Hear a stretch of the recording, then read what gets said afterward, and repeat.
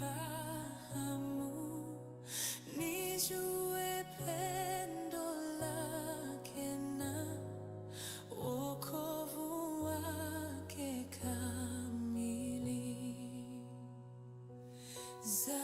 Zaidi, zaidi, nimfahamu Yesu, nijue pendo lake na wokovu wake kamili. Nataka nione Yesu na nizidi kusikia anenapo kitabuni, kujidhihirisha kwangu.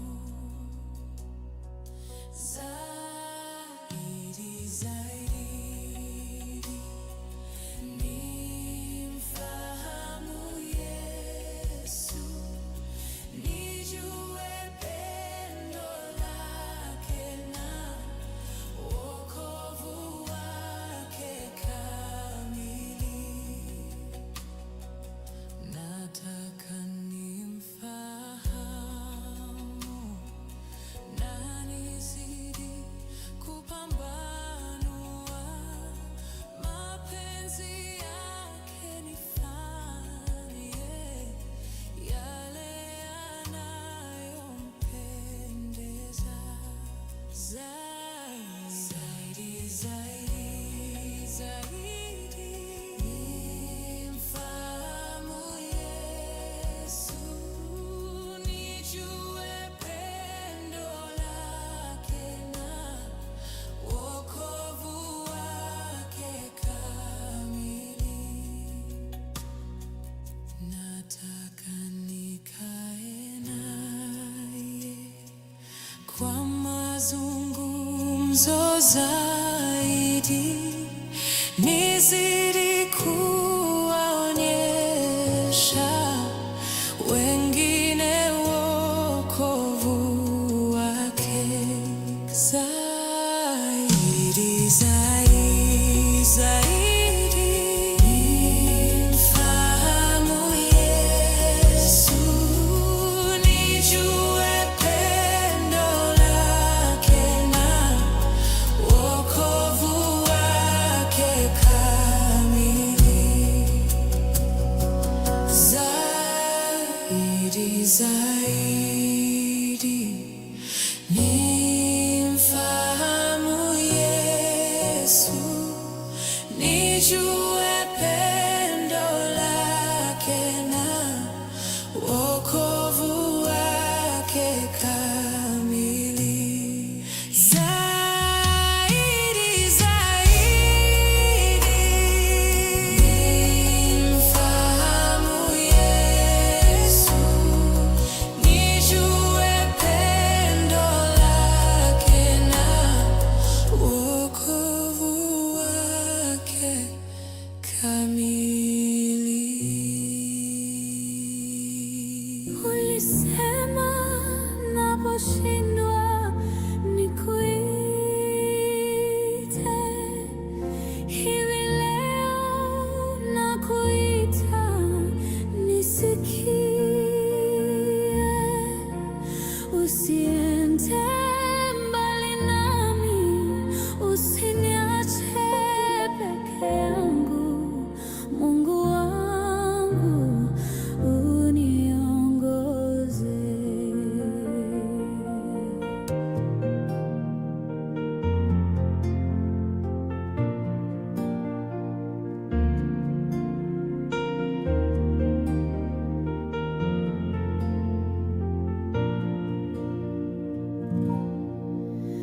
Ulisema naposhindwa nikuite, hivi leo nakuita nisikie. Usiende mbali nami, usiniache peke yangu. Mungu wangu,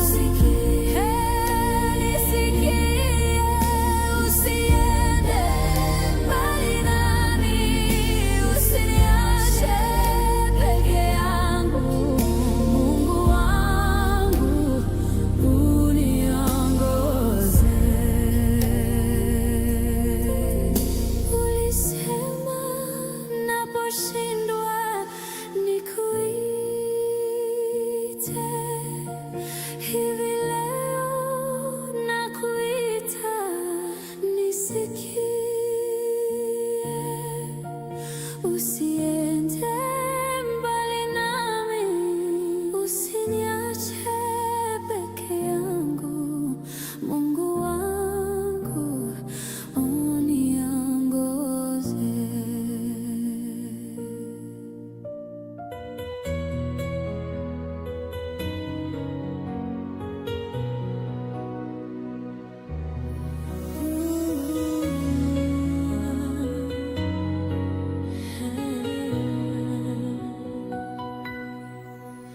Ulisema naposhindwa nikuite, hivi leo nakuita nisikie. Usiende mbali nami, usiniache peke yangu, Mungu wangu uniongoze. Ulisema naposhindwa nikuite, hivi leo nakuita nisikie. Usiende mbali nami, usiniache peke yangu, Mungu wangu uniongoze. Ulisema naposhindwa nikuite, hivi leo nakuita nisikie. Usiende mbali nami, usiniache peke yangu, Mungu wangu uniongoze.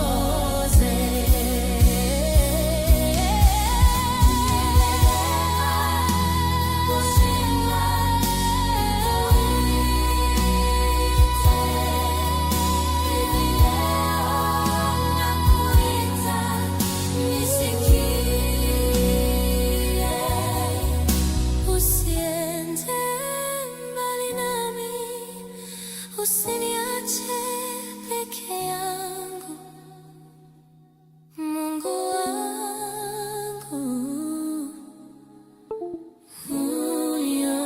uniongoze.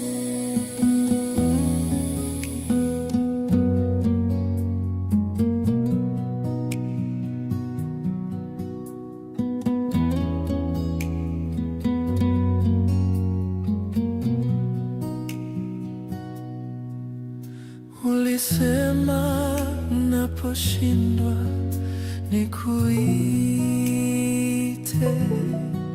hivi leo nakuita nisikie. Usiende mbali nami, usiniache peke yangu, Mungu wangu uniongoze. Ulisema naposhindwa nikuite, hivi leo nakuita nisikie. Usiende mbali nami, usiniache peke yangu, Mungu wangu uniongoze.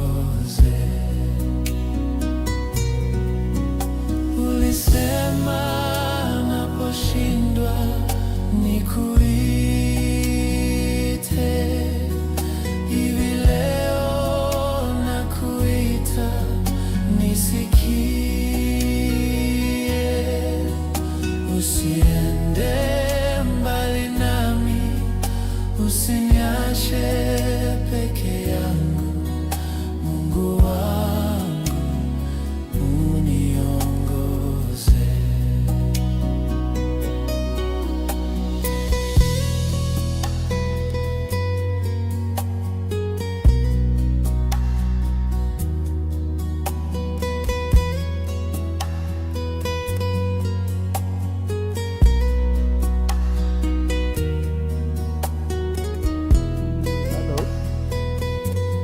Good morning. Good morning. Good morning. How are you? Can you hear me clearly ama iko na sauti ingine? Mnanisikia? Naongeleja nyinyi mlioko hapa ndani. Mnanisikia clearly? Unajua siku hizi hatufanyangi ile check 1 check 2. Unaongea uone kama watu wanakusikia. Mnanisikia? Mnanisikia? Mnanisikia? Na nikiongea na hii mnanisikia?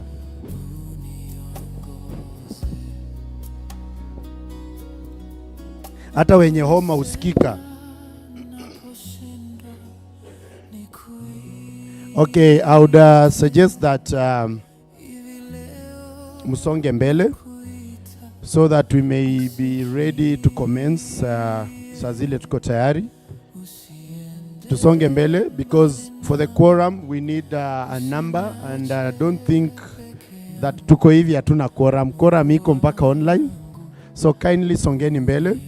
Anyone will come baadaye atakaa huko nyuma, na wenye wanakuja mbele zawadi iko hapa mbele, sio huko nyuma.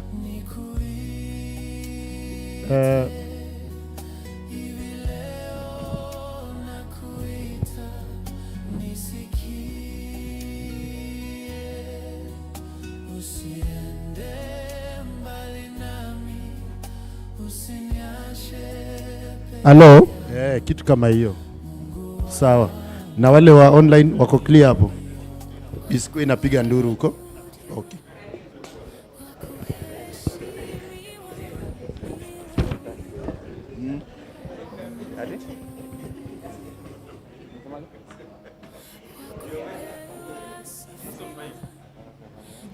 Cheonge kaa tu hapo tukuvutie hii kiti hivi ndio isiweke, kaa tu kwa hii tuvute hii huku. Na enough space itakuwa tu enough.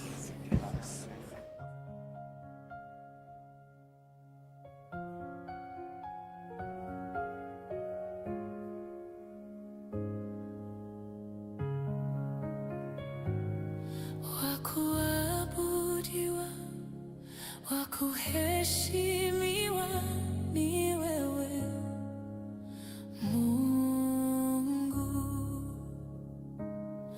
wakupewa sifa na utukufu ni wewe Mungu,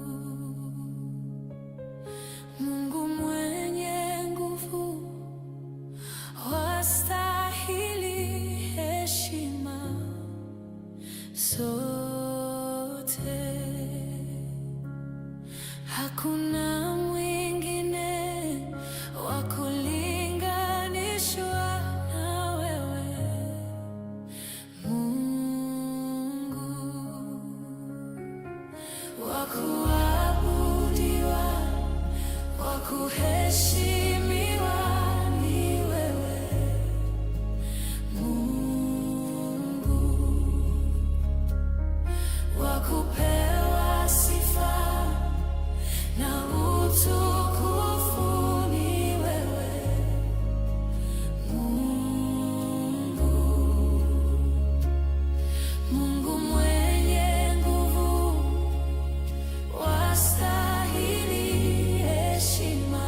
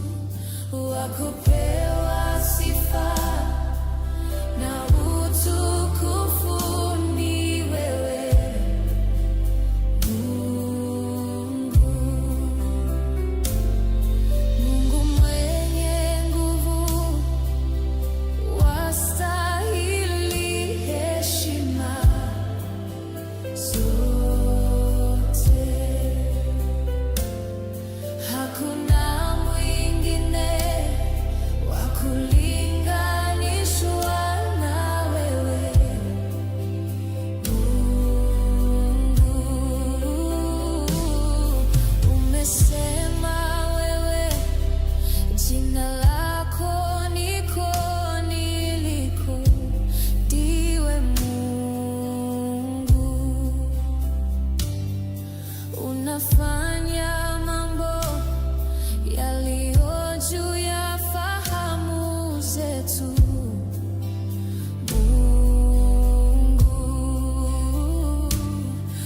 Ukisema ndio, nani awezaye kupinga? Hakuna.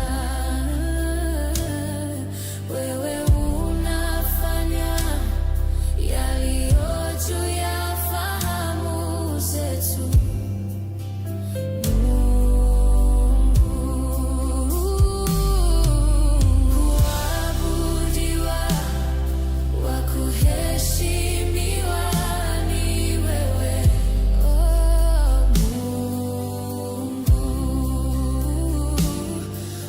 Kupewa sifa na utukufu ni wewe Mungu. Mungu mwenye nguvu, wastahili heshima zote. Hakuna mwingine wa kulinganishwa na wewe Mungu.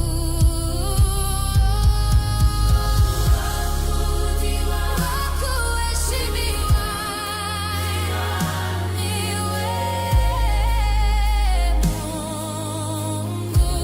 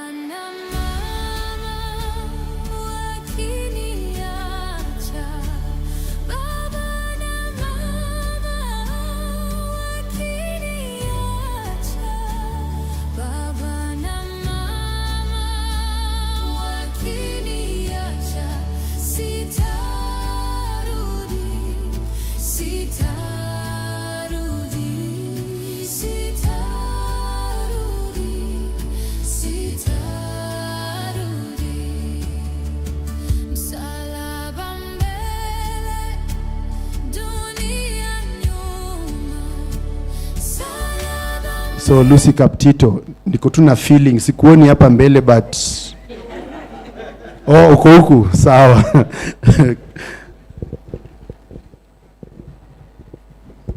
Okay, let's pray. Father, we are so grateful for this day that you have given us. Lord, we thank you for we will rejoice in it because it is you who has made this day. We thank you, God, for your goodness, for your kindness, for your gentleness towards us. Thank you for your mercies that are new this morning. And thank you for your grace, oh God, that will help us to do all that we need to do today.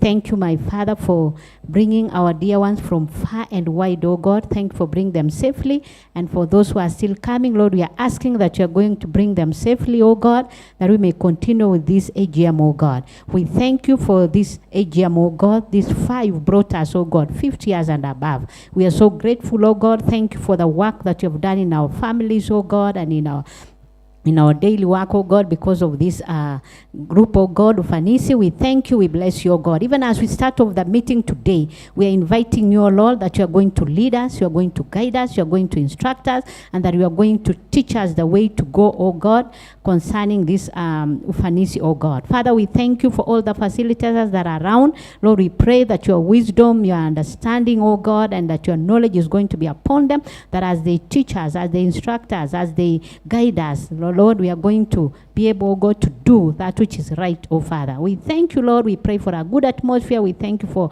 the peace that is around. We thank you, God, for the joy and for the laughter and for the knowledge that's already here. We give you praise and honor.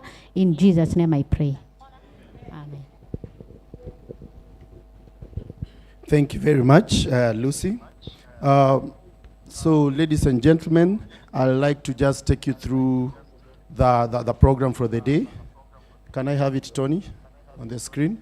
For the program of the day, I wish that we keep time, and I appreciate that we've kept time already.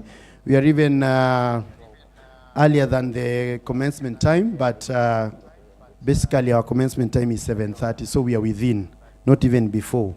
So we're going to have our introductions, and then we'll have the adoption of the agenda.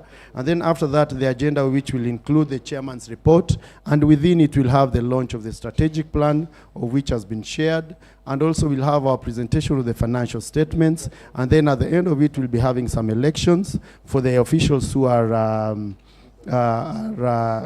due for election by rotation. And also we'll be having the declaration of dividends, honoraria, and interest on deposits.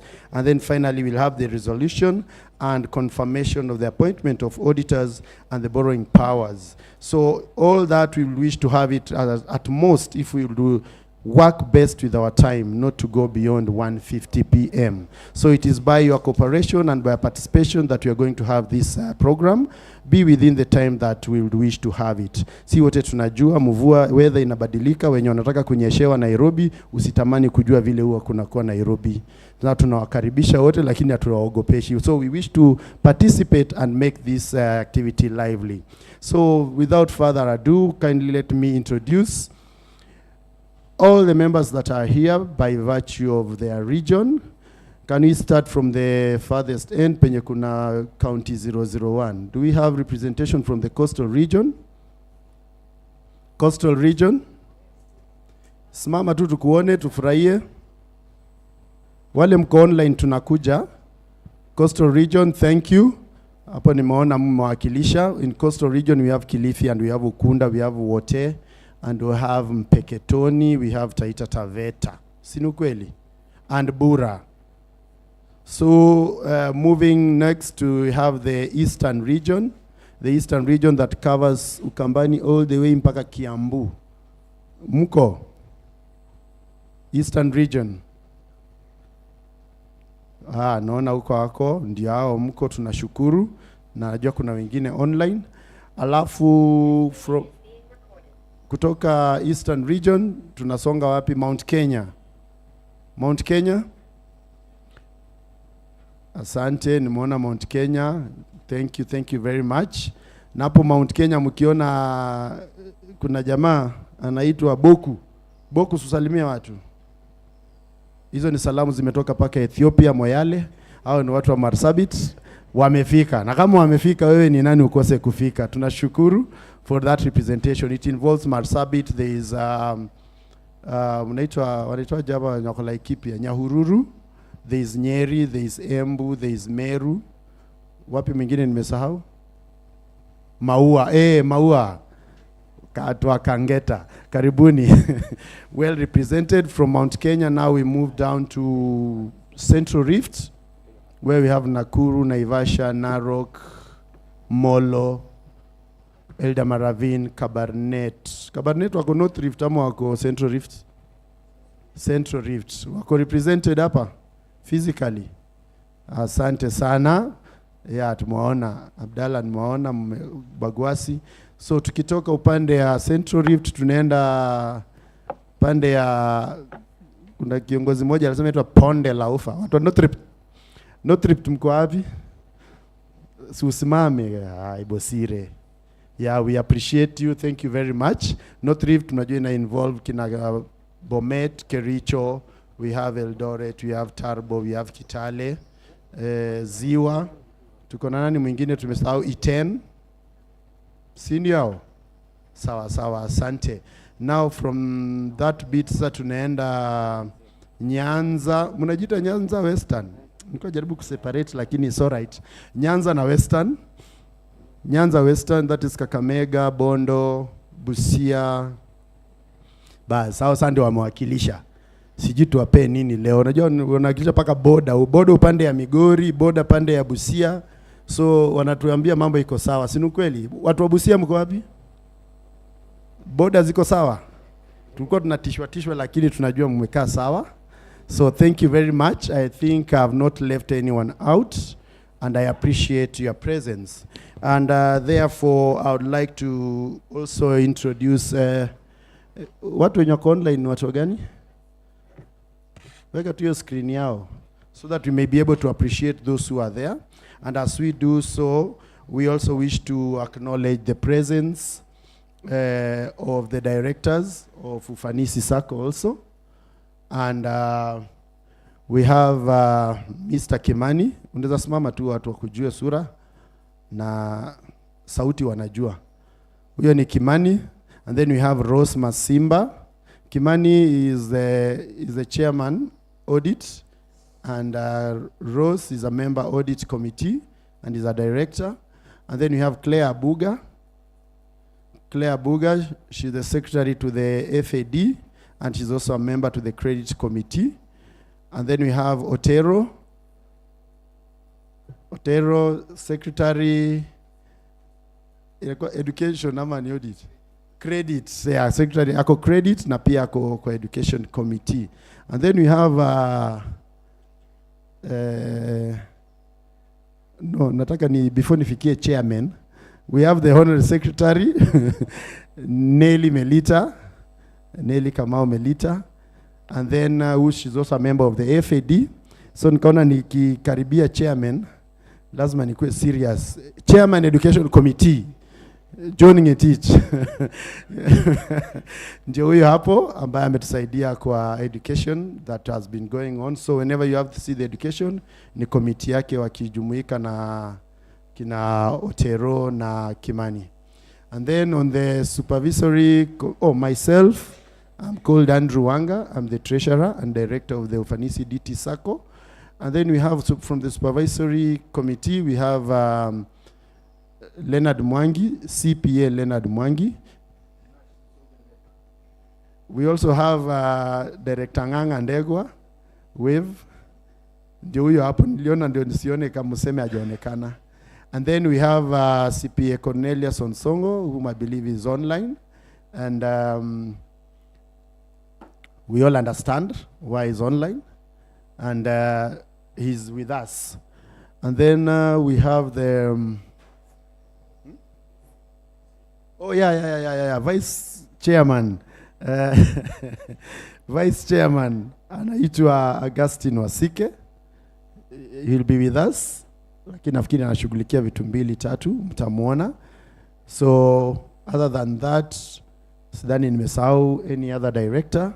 Now we go to the office. No, chairman atakuja yake ni yake. Yeah. And then we have Chrysanthus Wanjala. He is the acting CEO. And then tuko na Tony pale. Whenever you have the ICT issues, mnasikia pigia Tony, ndio huyo. And then we have Caroline. And then we have Maren. Maren, Smama. The people who don't know Maren, Maren is our latest employee. I think watu wengi wanaweza kuwa hajamuona, maybe wamemsikia kwa simu. Maren, she is our assistant accountant. Not actually the latest, she's among the latest. And then we have our accountant, that's like finance manager, anaitwa fanya hivi, watu wakujue. So huyo ndio latest kabisa of our employees. So you need to interact and to get to know her. She's called CPA Lucy Njeri. She's our accountant. So she's working with us, and Maren in the accounting section. And then we all know George. George is behind there when you deal with credit. And then we have Mwangi. Mwangi amekaa na sisi miaka mingi, mnamuona pale. Na tunafurahia kukaa na yeye. Mengine tutasema baadaye. So I don't think there's anyone else that we introduce. Our secretariat, we have ulikuwa unaitwa Maina ama Mbadha, unatumia gani? Amos Maina, Mbadha. And then we have Lucy Captito. We all know them. And then we have our service providers. So kindly acknowledge that uko mahali kwa mtandao lakini sio kwa public. It is within our confines. Sawa sawa.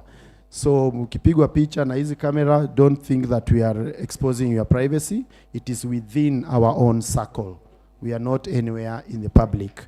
Thank you very much. I therefore call upon the secretary to read out the notice, and so that we may be able to confirm the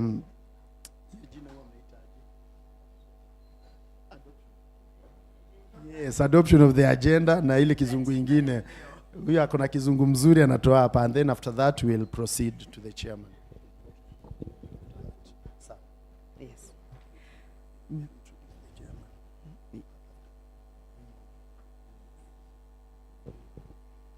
Good morning. Wale wako kwa mtandao, I trust you are getting me clearly. It is a beautiful morning. This is our 53rd annual general meeting, and our chair, members of the board, and the guest ministry, even the auditors, and all of you, the owners of this circle, I want to say good morning. Hamjambo. As we gather today for our 53rd hybrid annual general meeting, we are not just here to fulfill a statutory requirement, we are also here to deliberate on the collective prosperity of our circle as a team and as a society. On the 27th of February, we shared the formal notice. However, the circle is a living, breathing institution, and we were able to receive a submission, and a corrigendum was issued on 3rd of March, and within the period window of 7 days, we received submissions. And because of those submissions, we were able to issue on 10th a notice, a supplementary notice, including the agenda items. Mr. Chair, I do take now the privilege to submit and read out the agenda as we move it for adoption with the inclusions of the supplementary. So agenda number 1 is to adopt the agenda of this meeting. Number 2, it is confirmation of the last general meeting minutes and matters arising. The third one is to consider the chairman's report. And then later, number 4, to receive the chief guest keynote address, that's from the director of cooperatives. Then we have to receive and adapt the audited financial statements for the year 2025. Number 6, we consider and adopt the supplementary budget for 2026 and proposed budget for 2027. Then we'll have the presentation of the supervisory committee report.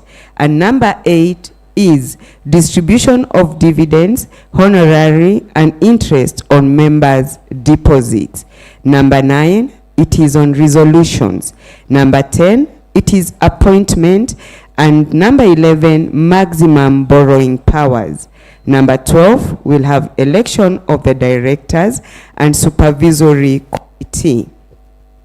Number 13, that is on any other business, whereby we received the submissions within the 7 days notice, and I read the items that will be covered in it. And the first one is policy and governance frameworks.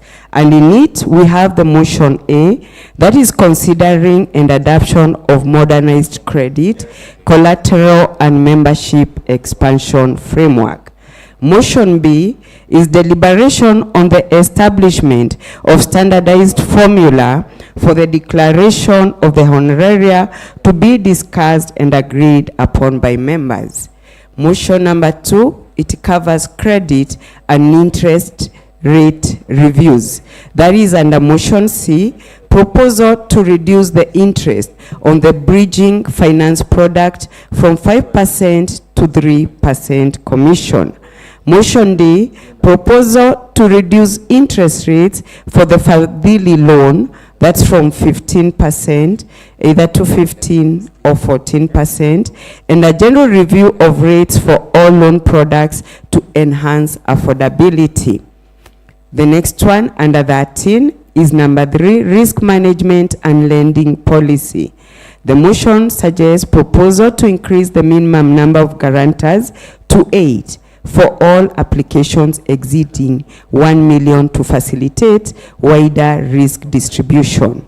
And the final one is financial distribution policy, motion F. Proposal to adopt a strict pro rata formula for dividend distribution to ensure members who contribute shares media receive a fair and equitable rate based on the duration of their investment. Through Mr. Chairman, I want now to request for a proposer and a seconder so that we adapt the agenda for the day.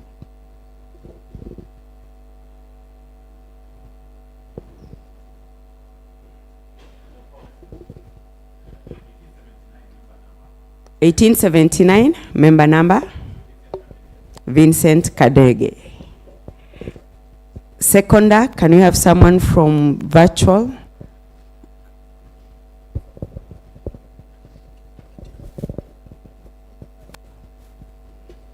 The seconder, we can also have from the floor.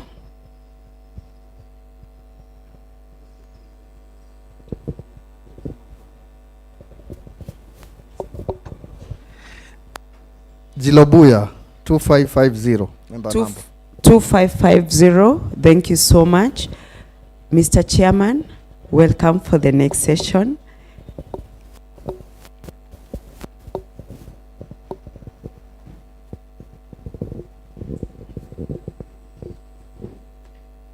Thank you, and Honourable Secretary. Good morning, members. It's always a pleasure seeing you at this forum, and we thank God because it's another year that He has been able to give us, and we are going to have the day as the Secretary has indicated. So I think I invite you to have some very productive engagement with the board and staff as we execute the agenda of the day. But before I begin, unfortunately last year we lost one of us. So I'd want us just to observe a minute of silence in honor of our departed brother Ibrahim Kalo. So I'll just request you to stand, tumpatie heshima zake.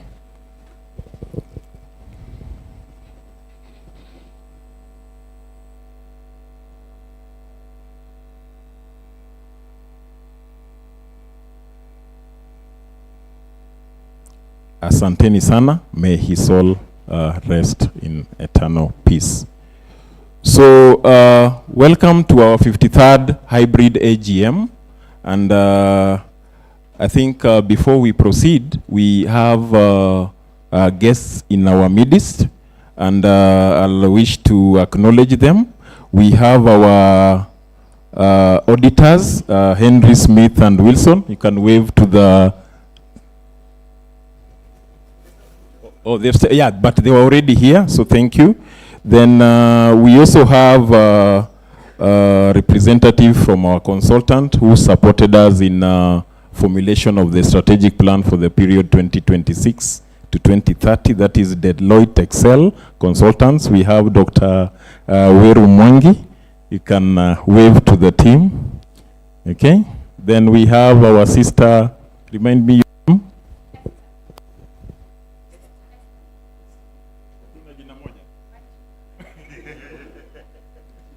Yes, Esther Wanjiko, also from the same team.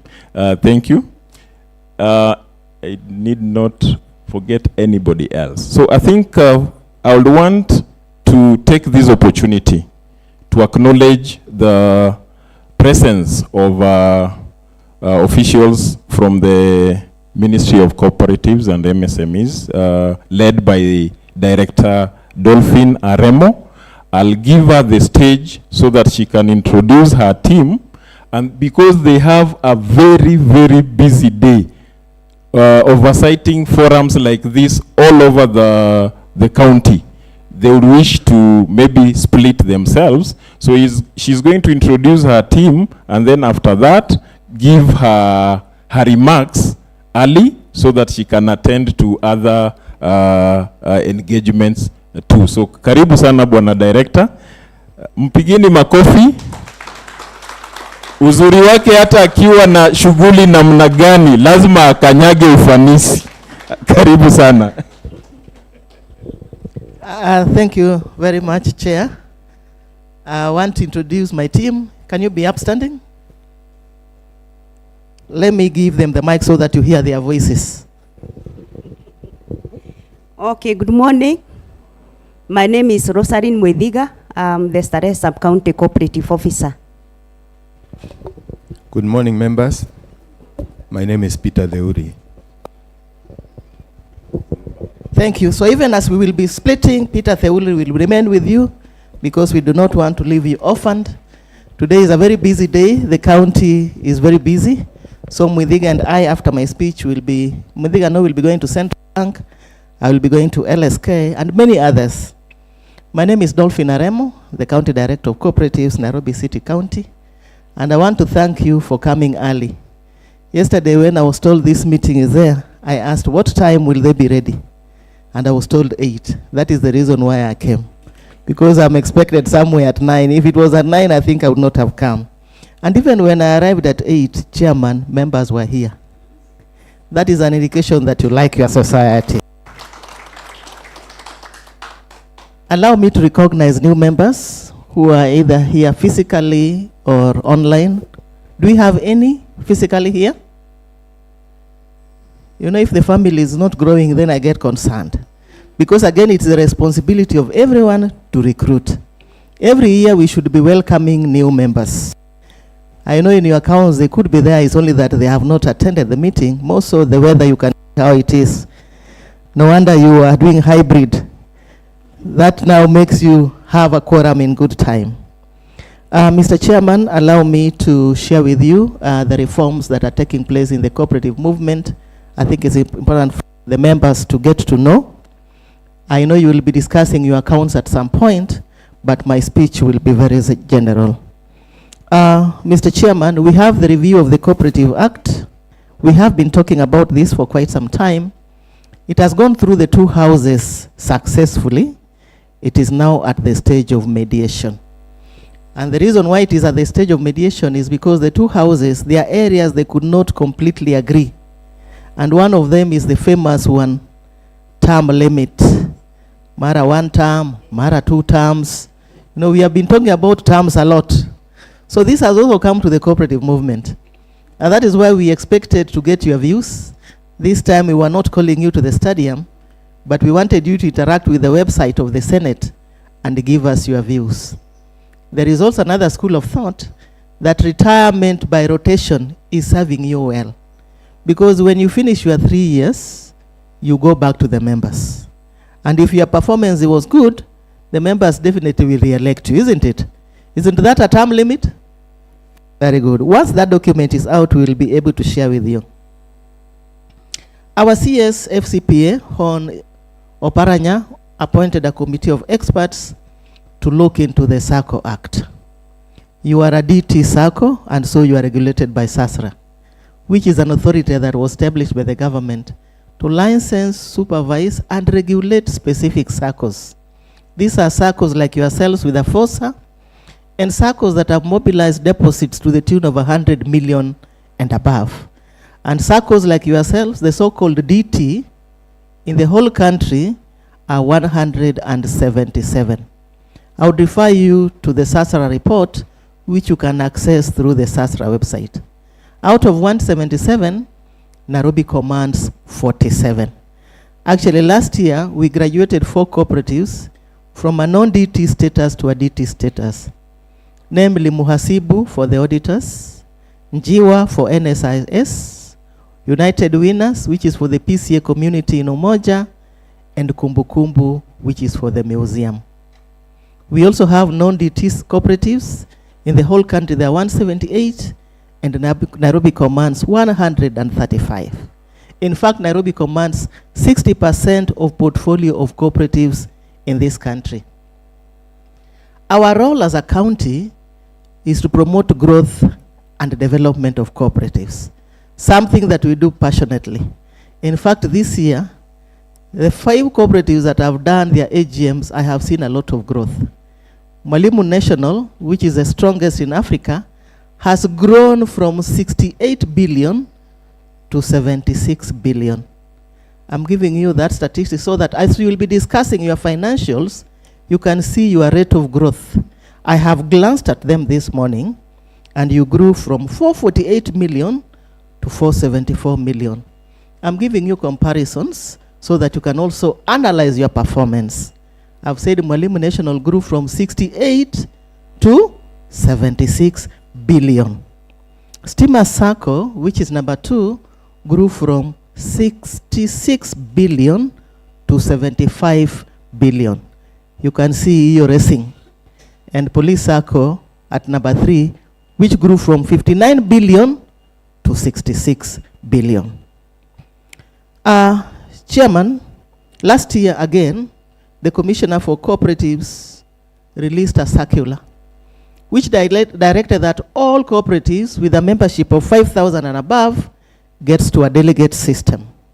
I looked at your financials. You are still not yet there, but my desire is that you grow. And when you grow to the level of 5,000, then you will be expected to get to a delegate system. Then there is the vetting. To improve on corporate governance, we expect that those who want to be leaders in this cooperative must pass through a process. Where you apply, my office ordinarily chairs that vetting committee. We look at your performance. If you are a defaulter, of course, then you will not be cleared. If maybe you have not met the minimums as set out by your society, then of course you will not be cleared. And so today there are candidates that will be presented to you. Having been cleared by the vetting committee, I want to wish them good luck. Allow me also to mention about your performance. I know you'll be discussing them later, but I have looked through and seen a lot of growth, but there is always room for improvement. I've also seen that you have been able to meet your ratios. This year, as part of the reforms, SASRA gave some directives that for you to do an A.D.M, you must give them at least accounts for a period of 2 weeks. I think we also learned a lot through Cusco. And in those accounts also, and you will be able to see, the CEO and the finance manager must sign those accounts. In the past, it was the board of directors only who are signing the accounts.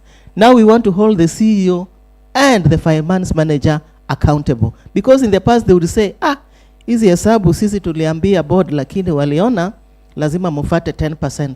Now they are also answerable. If it is 9%, it's 10%, it is something that all of them have agreed and SASRA has registered. That explains the reason why most cooperatives that in the past have been doing their A.G.Ms and A.D.Ms in January were not able to do so, because there was a back and forth. SASRA really scrutinized, had to be convinced that whatever they are giving you to pay, you have met the ratios, and that you must give proof that you have the money to pay. Because if you don't prove that, then you may not be allowed to make the payments for interest on deposits and dividends on shares. Mr. Chairman, there are also challenges that we go through in the cooperative sector, and I know you are not an exception. One of them is issues of non-remittance. Another is the issue of guarantorship. Sometimes people feel that this obligation of guarantorship pushes them a little bit too far, and that is why we are also guiding and saying you can also have other security. But other security comes with other conditions. For example, if you want to give land as security for your loan, then there has to be valuation. Who meets the cost of valuation? It is the loanee. And that document that you'll be giving the society is not supposed to be kept in the drawer of the CEO. It should be under safe custody.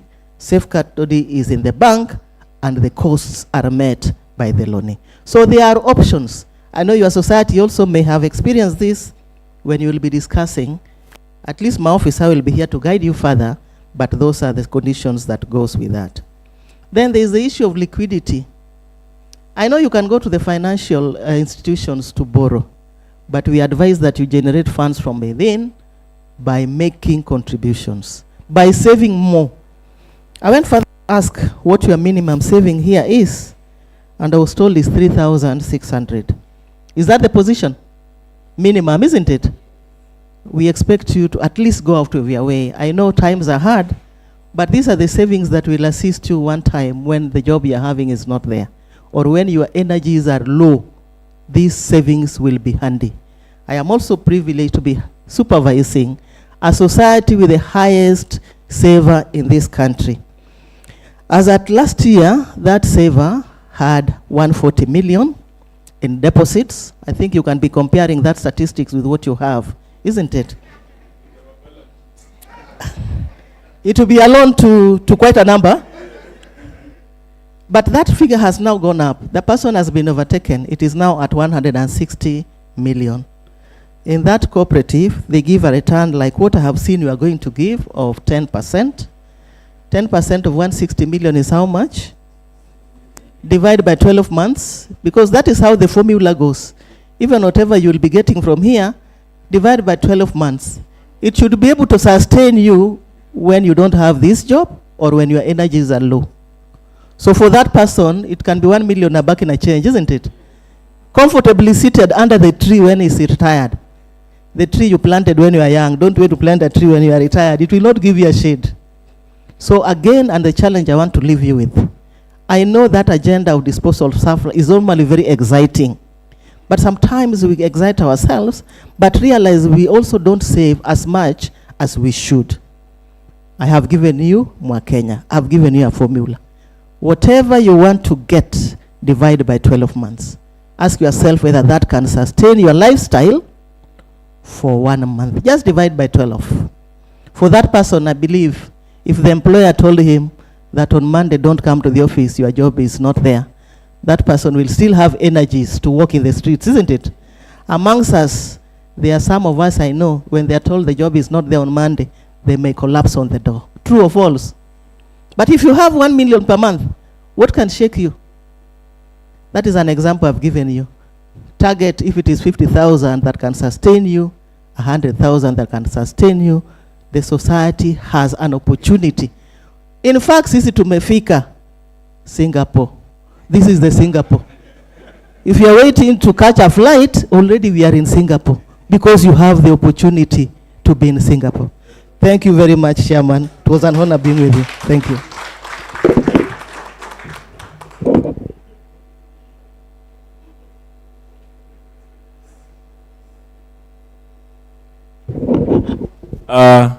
Director, thank you for those inspirational remarks and just painting a picture at how the subsector is performing.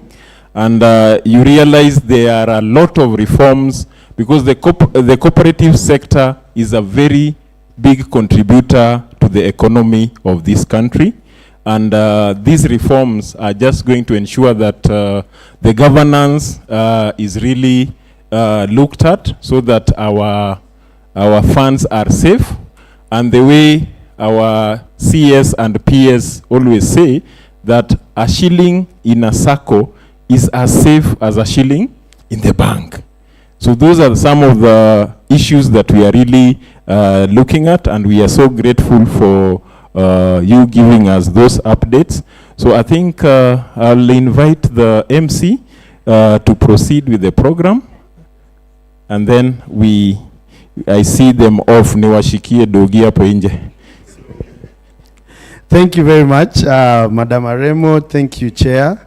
And thank you for making time to be with us. And I can attest, yes, she was here in good time.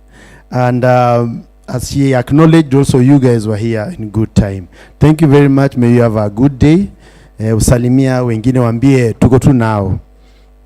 So members, allow the chairman to escort our director as we proceed. Now, moving on, we now call upon the Honorary Secretary so that she may take us through the confirmation of minutes of the last A.G.M, and then she'll guide us on any matters arising therein. Welcome.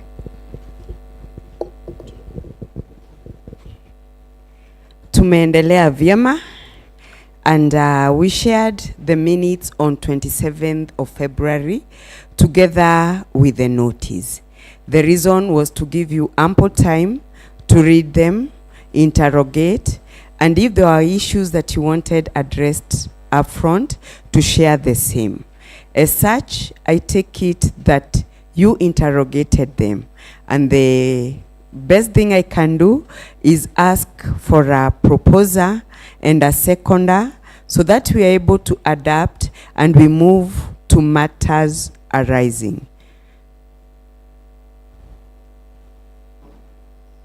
Proposer, so that we adapt and we move to matters arising. Also virtually, we need to hear your voices. Your representation is very, very important. Good morning. I'm Geoffrey Pascal Ologe, member number 2969. I propose. Thank you. Virtual. Let's get a seconder.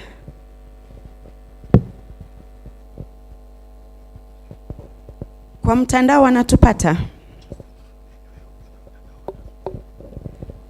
Okay, continue.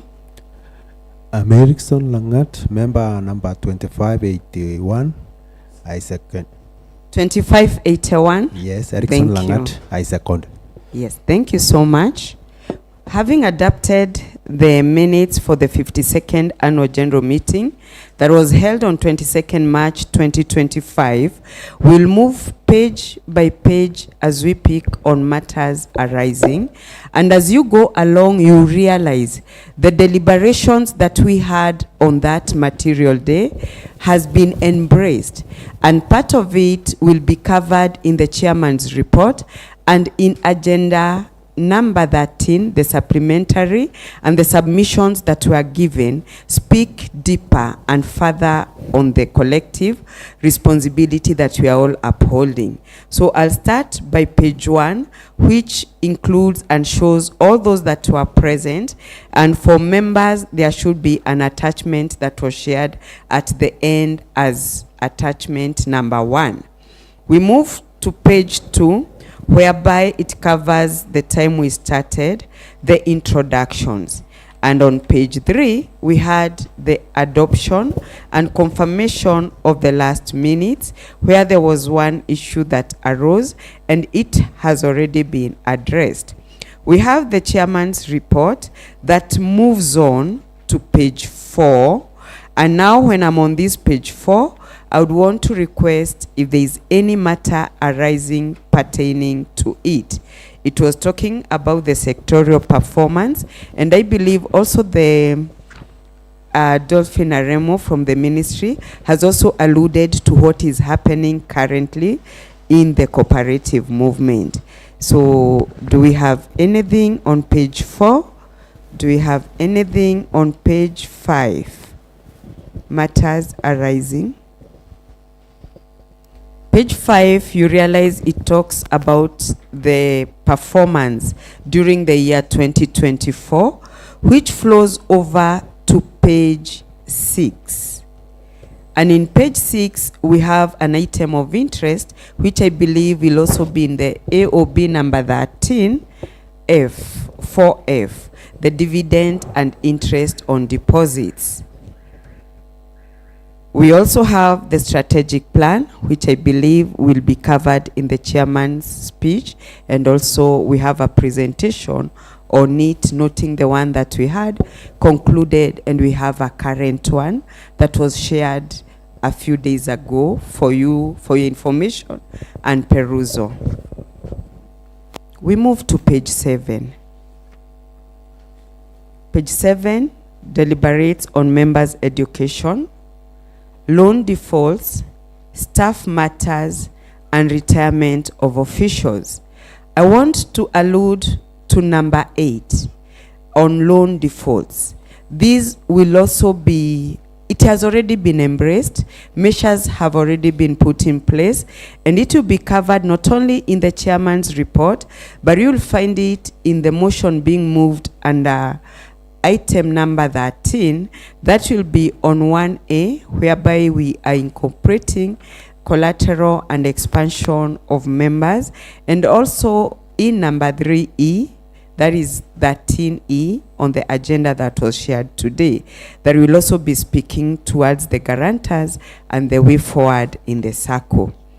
We can move to number 8, that is still on the chairman's report. It was on the vetting of members and the conclusion. And after that, what follows is the deliberations of the day that pertained what we've already captured mostly going forward. I would also want to go to page 9 and number 10, page 10. It is deliberations on the matters that arose after the chairman's report. I want to ask, do we have any clarification that we need on that, or we proceed to page 11? Those online and those physically here? I see a nod from the audience, meaning I proceed. When we look at page 11, it is still on the deliberations, and if you interrogated it, you realize it is speaking to what already we've embarked on, that is in regard to guarantorship, and also to what is also availed to you and the improvements that have been made. Having finished with the chairman's report, we were presented with the audited accounts that covers page 12, page 13, and page 14. That is where we have the matters arising from that day's deliberations. We proceed with page 15, whereby the supplementary budgets were shared for 2025, and also the budget for 2026 was presented. There are issues that arose, and there was no matter arising on the supplementary nor on the budget. And with that, we can now look into the supervisory committee report that is covered on page 15, trickling over to page 16. It gave the SACCO subsector outlook, and it proceeded to give an analysis of the 2024 financial performance. On page 18, it interrogated the internal controls, and also on page 10, it addressed the emerging concerns. And one of them was on the loan guarantor status. There will be a motion, and it will also be handled by the chairman. And yet, we've already partaken on the measures and guidance given through our education day, and even as individuals in observing due diligence. We move to page 20, where we have the 2024 A.G.M resolutions, and these moves on up to page 21, whereby today some of you are able to confirm not only are they accessing M-Cash, but they are also able to do their loan applications online. So there has been continuous growth, and this one will also have a trickle effect on one of the motions on membership expansion, because the platform and the environment is continuously improving to ensure we get into that status and do it in the best way. We move to page 22, page 22, whereby we have the issues raised in the previous annual general meeting. And based on that, I will request, do we have any matter arising also on page 23?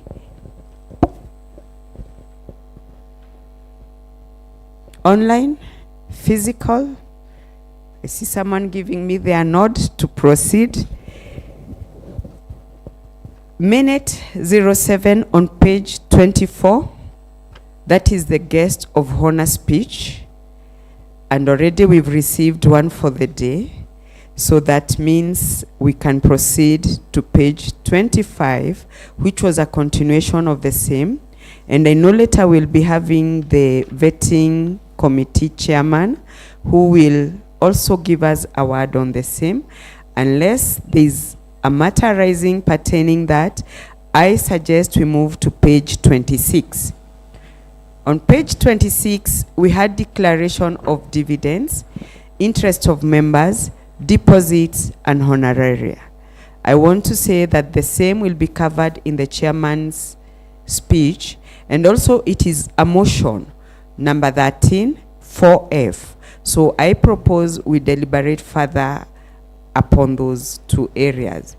And on minute 09, the resolutions were passed. That was appointment of the auditors. It will still come again at a later point.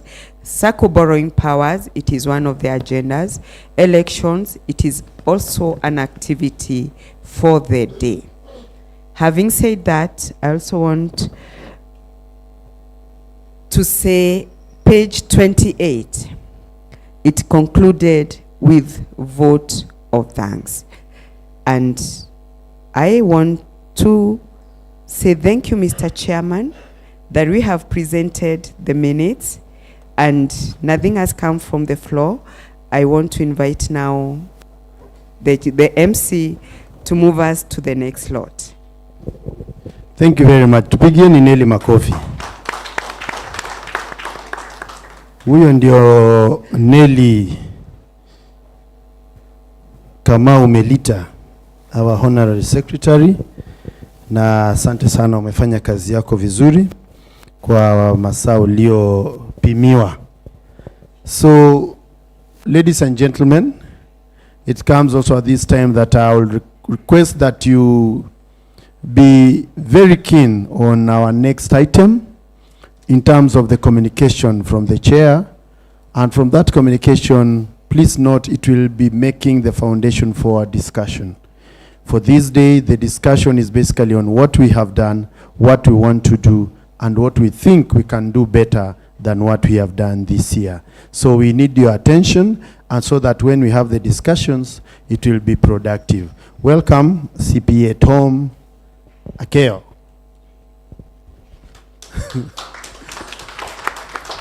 It is actually Tom Okeo Akeno. Yani toa. Karibu. Asante sana, Andy. You're always humorous, eh? I'm told these days when you introduce yourself, you start with Mimi ndio Akeno Tom Okeo. Nashukuru sana kwa hii nafasi ambayo tumepata. Tukakongamana hapa ili tuweze kusomezana juu ya shirika letu. So niko na taarifa hapa imeandikwa kwa Kimombo. So nitaweza kuwasomea alafu tutajadiliana hapo baadaye. It is with great pleasure that I welcome you to our 53rd hybrid annual general meeting and to present to you the financial statements and the annual reports for the year ended 31st December 2025. This is actually building on the momentum of 2024. The year under review focused on consolidating growth, strengthening governance, leveraging on technology, and enhancing member value. The SACCO continued to advance in innovation, regulatory compliance, and prudent risk management, positioning the society for sustainable growth and long-term sustainability. Allow me to present the chairman's report for the year ended 31st December 2025. The first heading is under the annual report, which we are saying the financial year under review was a period that demanded unwavering fiscal discipline, strategic agility, and commitment to prudent risk management. In today's complex landscape, institutional excellence must be evaluated beyond simple surplus generation. And it is also defined by resilience of our asset quality, the strength of our liquidity, and our strict adherence to capital adequacy and regulatory compliance. I am proud to report that our SACCO has remained a pillar of stability, growth-oriented and fully compliant, even within a constrained macroeconomic environment. You heard the director speak to these areas, and as she indicated, all DT SACCOs are regulated by SASRA, so there are things that we don't do the way we want. There are guidelines that we must be able to follow, and we have been able to ensure that we adhere to the same. Throughout 2025, the board remained deliberate in its stewardship mandate, and we have prioritized the absolute safeguarding of members' deposits while aggressively strengthening our financial position and risk oversight.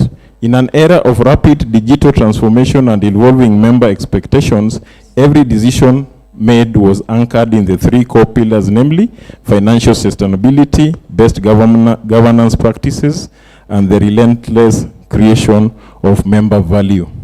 Under the broader economic environment, we operate in an ecosystem, and what affects the overall economy also affects our SACCO. So the year 2025 was marked by improving macroeconomic stability and steady economic recovery in the country. And despite the ongoing global and domestic pressures, statistics from KNBS and CBK indicated that the real GDP growth averaged around 5%, supported by improved performance in agriculture, services, and industrial activity. Compared to the previous year, 2024, this represented a modest recovery and reflected stronger private sector participation. Inflation remained within the CBK target range, averaging approximately 4%, easing the pressure on households, incomes, and business operations. In response, the CBK maintained the accommodative policy stance, gradually easing interest rates to stimulate credit growth, investment, economic activity, while safeguarding price and exchange stability. So I think what we are saying is that based on the operating environment, the central bank is trying to make funds accessible to the economy by lowering the interest rates so that people can be able to borrow and invest for productive activities. These conditions provided a conducive operating environment for financial institutions. Consequently, Ufanisi focused on consolidation, growth, strengthening governance, and also enhancing digital services. and deepening access to affordable credit. This strategic focus enabled the society to support members effectively with reinforcing financial resilience and long-term sustainability. Going to our subsector, as the director alluded, a lot of reforms are happening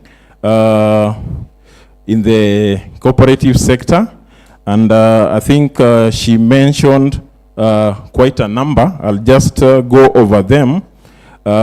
One of them is the establishment of a deposit guarantee fund. This is a fund that is similar to the Kenya Deposit Insurance Corporation for banks. A dedicated fund is being established to protect members' deposits in case of a SACCO collapse.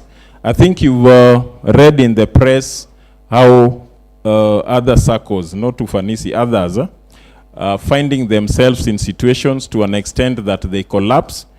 Unfortunately, one of them was our apex institution, Cusco, which found itself in such a situation, and SACCOs who were having their investments in Cusco suffered some exposure depending on how much they had put there. And also SACCOs like ourselves, because of maybe mismanagement, find themselves that they can collapse. So this fund, when it is established upon the law, this coming to law, will be able to at least give us some cushion. Strengthening of SASRA regulatory power, I think this goes without saying. If you don't have a strong oversight institution, it means that the institutions which are supposed to be oversighted may be able to have some gaps or loopholes that they can explore to maybe bring down those institutions. We are seeing a lot of reforms around the regulator, and this is going to be good for us. There is what is called approved persons or regime for leadership, what the director talked about. For you to be a leader in a SACCO, these days it's not just about being popular. There are some minimum requirements that have been put in place, and a lot of emphasis is being put on competence, not about maybe just the threshold of the shares you have, or the deposits, or how popular you are, or how liquid you are. So there is going to be a very, very elaborate requirement that is going to be put in law for how people who want to be leaders in the sector are going to find themselves there. There is also the operationalization of SACCO Central. This has already gotten the cabinet approval in the SACCO Societies Amendment Bill, which facilitates the creation of a central liquidity and shared facilities platform called SACCO Central. This will allow SACCOs to have an emergency liquidity facility, clearing services, and direct access to the national payment system. Just to put some flesh on this, you know, SACCOs are actually financial institutions, just like commercial banks. So maybe in the commercial banking world, you may have heard of even something called overnight lending, whereby when you have a shortfall in your SACCO X, you can go to SACCO Y, which is having liquidity. They give you that shortfall that you have at a very maybe minimal cost. You are able to fulfill your obligation, and then after that, you are able to return that without necessarily going to a bank who will ask you for collateral, processing fees, and everything. So these are things that are evolving in the SACCO space, which in the past was a domain of commercial banks. So I think that is something that's showing that SACCOs are actually growing very fast. I think yesterday or the day before, I heard in the news, Stima SACCO are having even a better threshold for liquidity than banks, and even the minimum required capital threshold. They are even doing better than the banks. So it shows that SACCOs are very integral in the financial system in this country. The other thing is strict financial discipline. Regulation now strictly prohibits SACCOs from borrowing money to pay dividends or bonuses, ensuring that returns are paid only from operational surpluses. The director also spoke to this, and I think at times when I see conversations in the social media or in public platforms on dividends and deposits, you get the feeling as if people are competing on these parameters. But what you may not know, that some people are paying dividend out of capital. Yani wanalipa ile pesa yenye hawana, wanaenda mpaka kwa bank wanakopa. Alafu unasikia Sacco X 20% in share capital dividends na 15% interest. Kumbe iko shimo mahali. So I think when we are having these conversations, we must be very, very clear on how each institution is operating. And that's why you heard the director mention that for SASRA right now to approve accounts of any SACCO, lazima waone hiyo pesa muko nayo. Si ati mutaenda kuomba kwa bank ingine ndio mulipe. So I think that is also making the cost of lending go high, because ndio waweze kulipa hiyo mkopo, itabidi hiyo pesa itatoka mahali. Then another area on the reforms is the digital integration. SACCOs are being compelled to modernize with a push for real-time digital monitoring, online banking, and automatic transactions to increase transparency and reduced fraud. I think that cannot be underscored. Recovery of stolen funds. I think as I mentioned earlier, we had an exposure through Cusco, who it was reported that approximately 13.3 billion was lost. And the government and Cusco are pursuing active asset recovery and auctions of property to repay affected SACCOs. So these are things that are brought by mismanagement. So when you don't have people who are of integrity leading these institutions, you find yourself in such situations. Then the other thing that is being fronted in the reforms is mergers for stability. The government is encouraging, in some cases, forcing the merger of small, inactive SACCOs that are not financially viable into larger, more stable societies.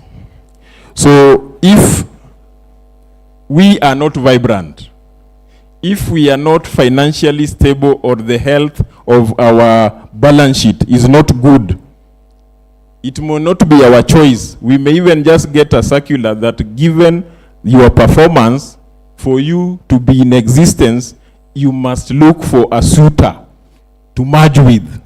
But I thank God that despite our size, and we are not bragging, I would want to submit to you that we are among the best, if not the best, tier 3 SACCO at our level. Wajua tuko, yeah, thank you. Asante sana. Yani mmepiga makofi mpaka sauti imeenda. Wajua mtu ukianza kujipigia debe wanazima. Hata wakisima tutaendelea. Lakini kwa sababu ya watu wako kwa mtandao, naomba hii inafanya.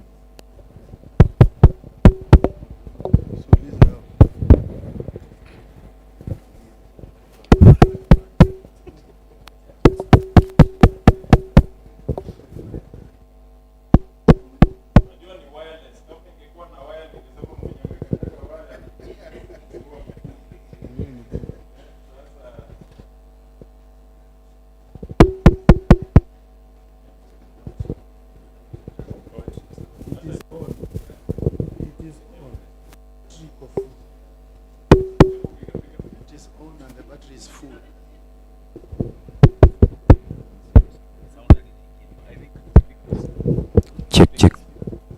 sound is actually coming.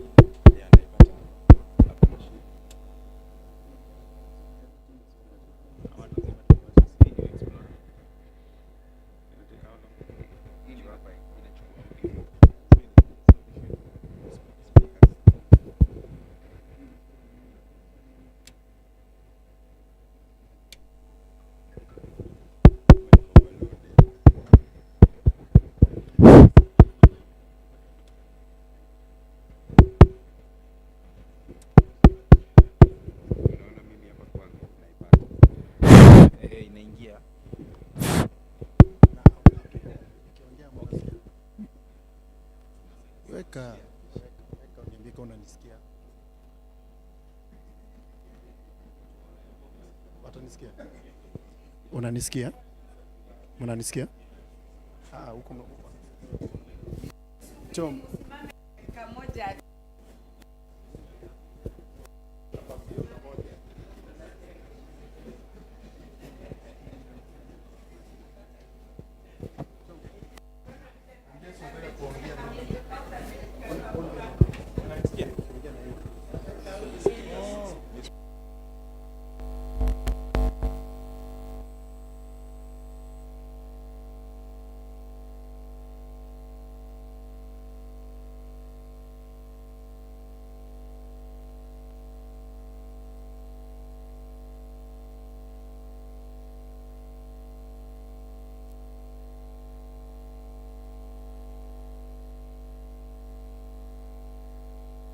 Ufanyishwe kidogo asinawe.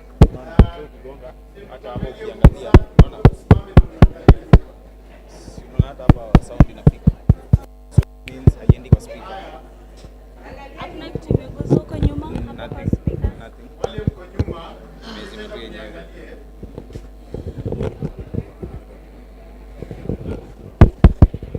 Sasa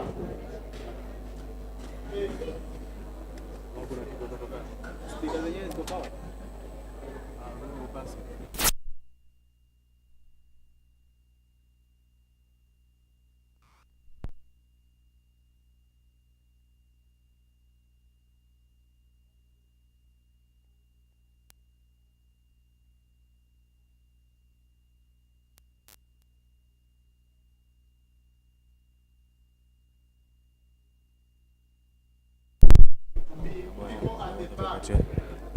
Mic check, check, check, check, check. Mic check, mic check, check, check, check, check, check, check.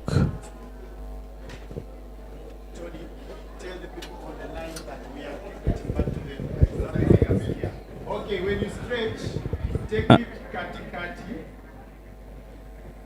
Hold your hand. Stretch it up completely. For our online team, we are sorry, currently we are fixing the sound. We have a glitch. It will take a minute. Kindly.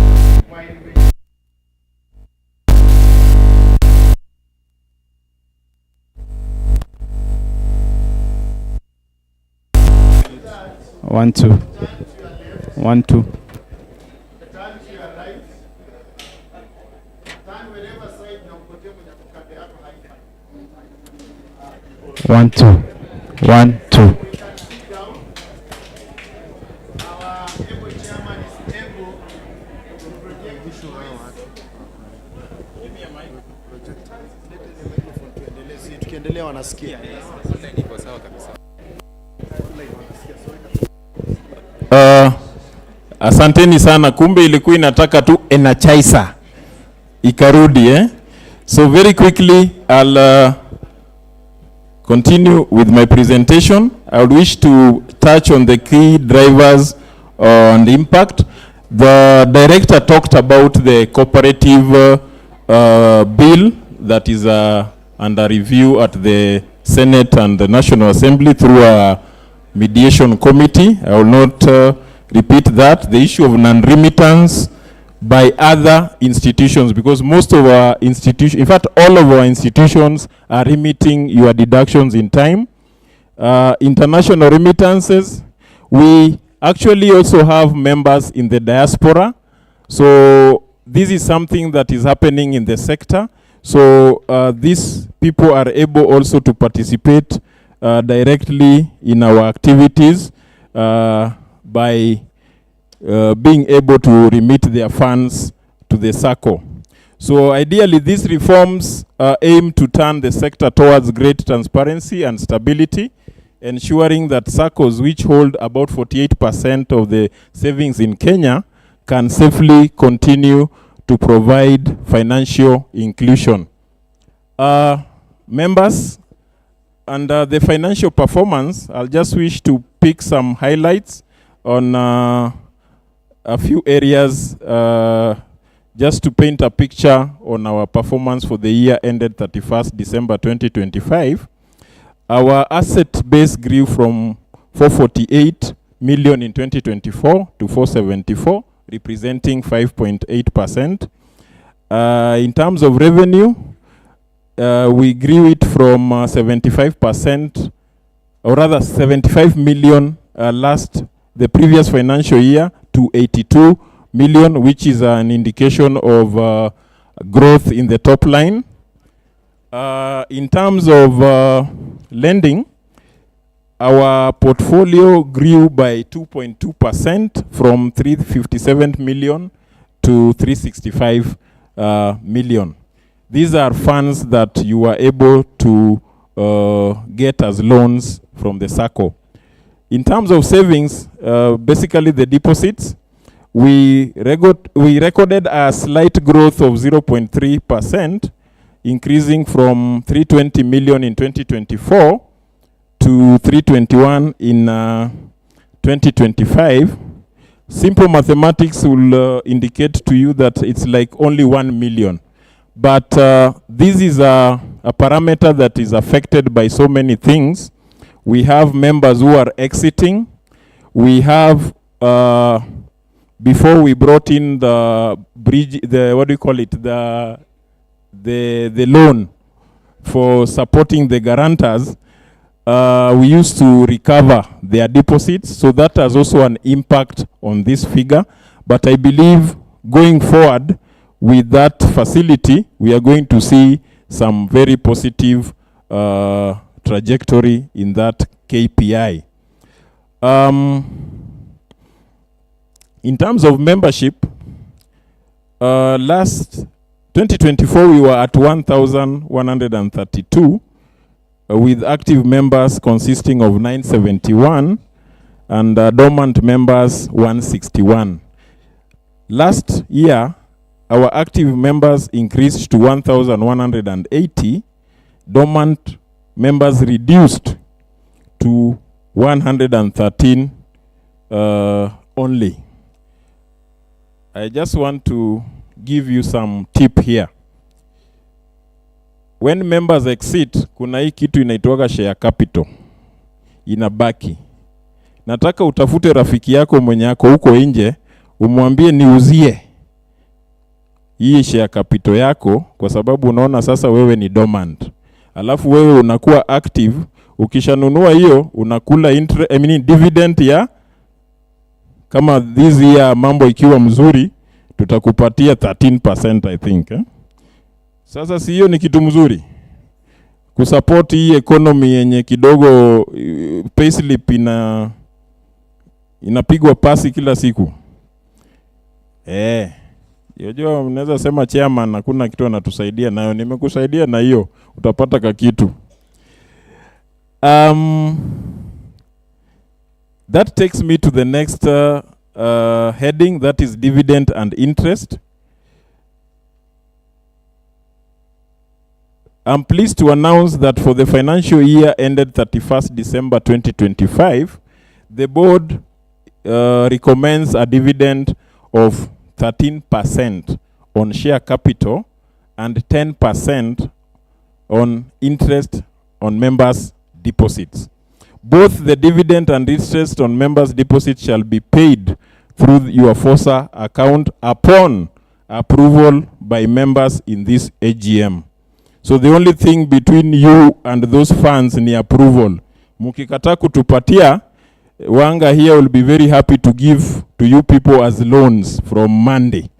And that is what I am submitting to you. Simukatae this time. I encourage members to continue saving and borrowing responsibly, as prudent loan uptake strengthens our income base and enables us to maintain our growth in these returns in the future years.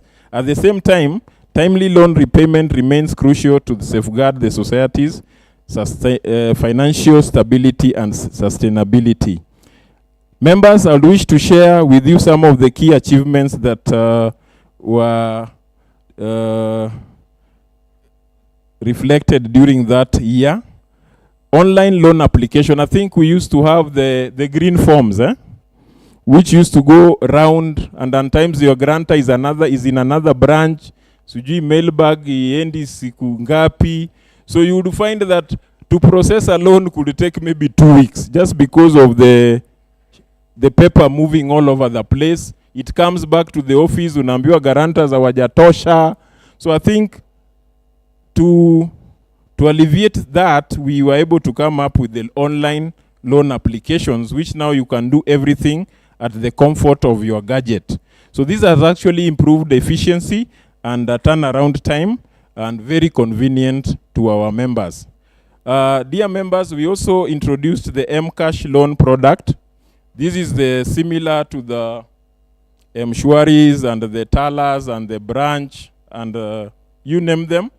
Sasa uzuri ya hii, I would want sisi wote tuhame huko kwingine, tukuje hapa, kwa sababu hapa ile interest ama fees yenye unalipa utakuja kukutana nayo mwisho ya mwaka kama interest ama dividend. Si ni kweli? Tujenge kwetu, tusijenge kule kwingine.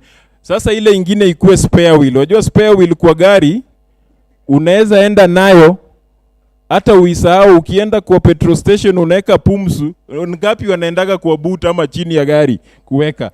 So wakati umepata pancha, unapata hata spare wheel imepata nini? Pancha. Sasa uko na panchari ngapi? Mimi nataka tujipange hapo. Then guarantors bridge loan, as I had said earlier, this is a product that is supposed to support the guarantors in the event that a member defaults. But my prayer is that we become responsible members. It is so bad, and I think I've said it in every A.G.M, that wewe ulichukua loan na ukaenda ukafanya miradi zako, na labda hizo miradi pia zinafanya vizuri. Ati sasa kwa sababu tu labda umetoka kwa common bond ya AFC, hiyo pesa yako ikatwi kutoka kwa payslip, na mali umeenda wanasemaga ati uko ni greener pastures. Alafu unakosa kulipa. Unawacha Kimani, unaacha maybe somebody like senior citizen pale amekaa analipa loan yako. Na unafikiri hiyo ni baraka ama ati wewe ni mjanja. I think it is not fair.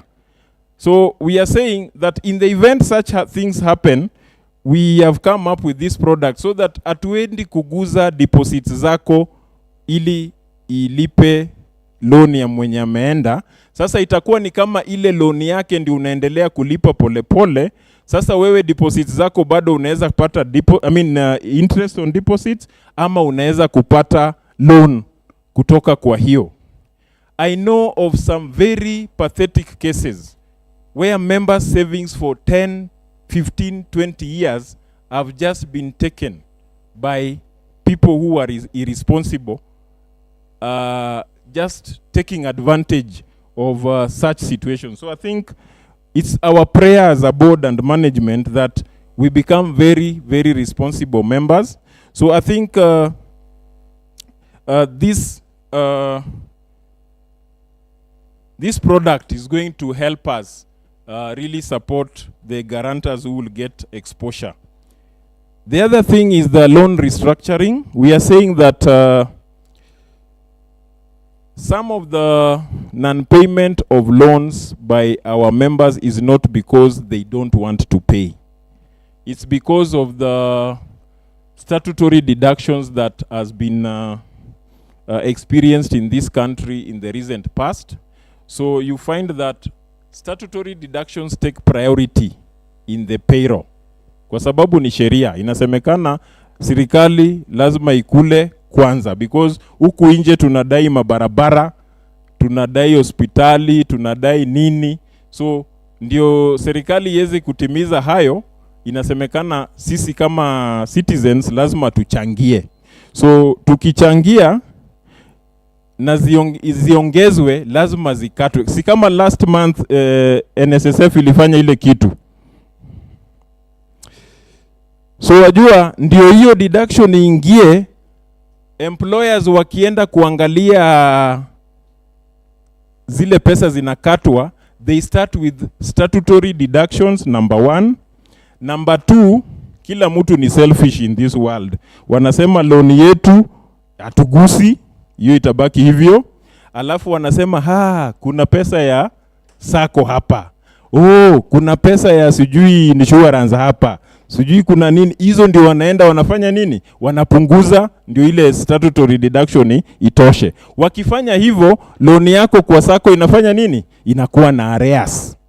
So what are we submitting to members is that we have looked at this na tukaona it's not fair also to penalize members for things that beyond their control.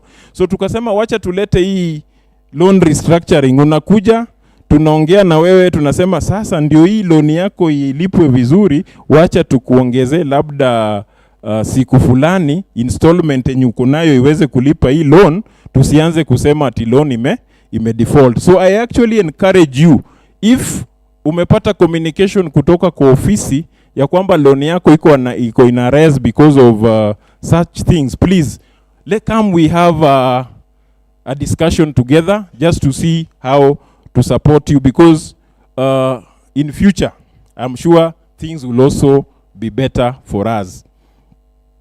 The other thing I wish to share is the Ufanisi DT, making it your complete financial hub. Vile tu nimesema hapo mbeleni, make sure that shida zako zote ama mafanikio yako yote, unaweza kuwa uko na side hustle huko nje, si uko na forsa, si unaweza weka hiyo pesa hapo na ifanye sako yako ikue. Na ukitaka pia facility yoyote, kabla hujaenda huko nje, kuja Ufanisi useme ninataka hii na hii na hii, na kama haiko na tunaona ni product popular, we are going to develop it so that all of us benefit from it. So that is something that is very, very important for us. Members' education, I think those of you who follow the mainstream and social media, you saw yours truly during the Oshirika Day celebration last year, get a cup on your behalf.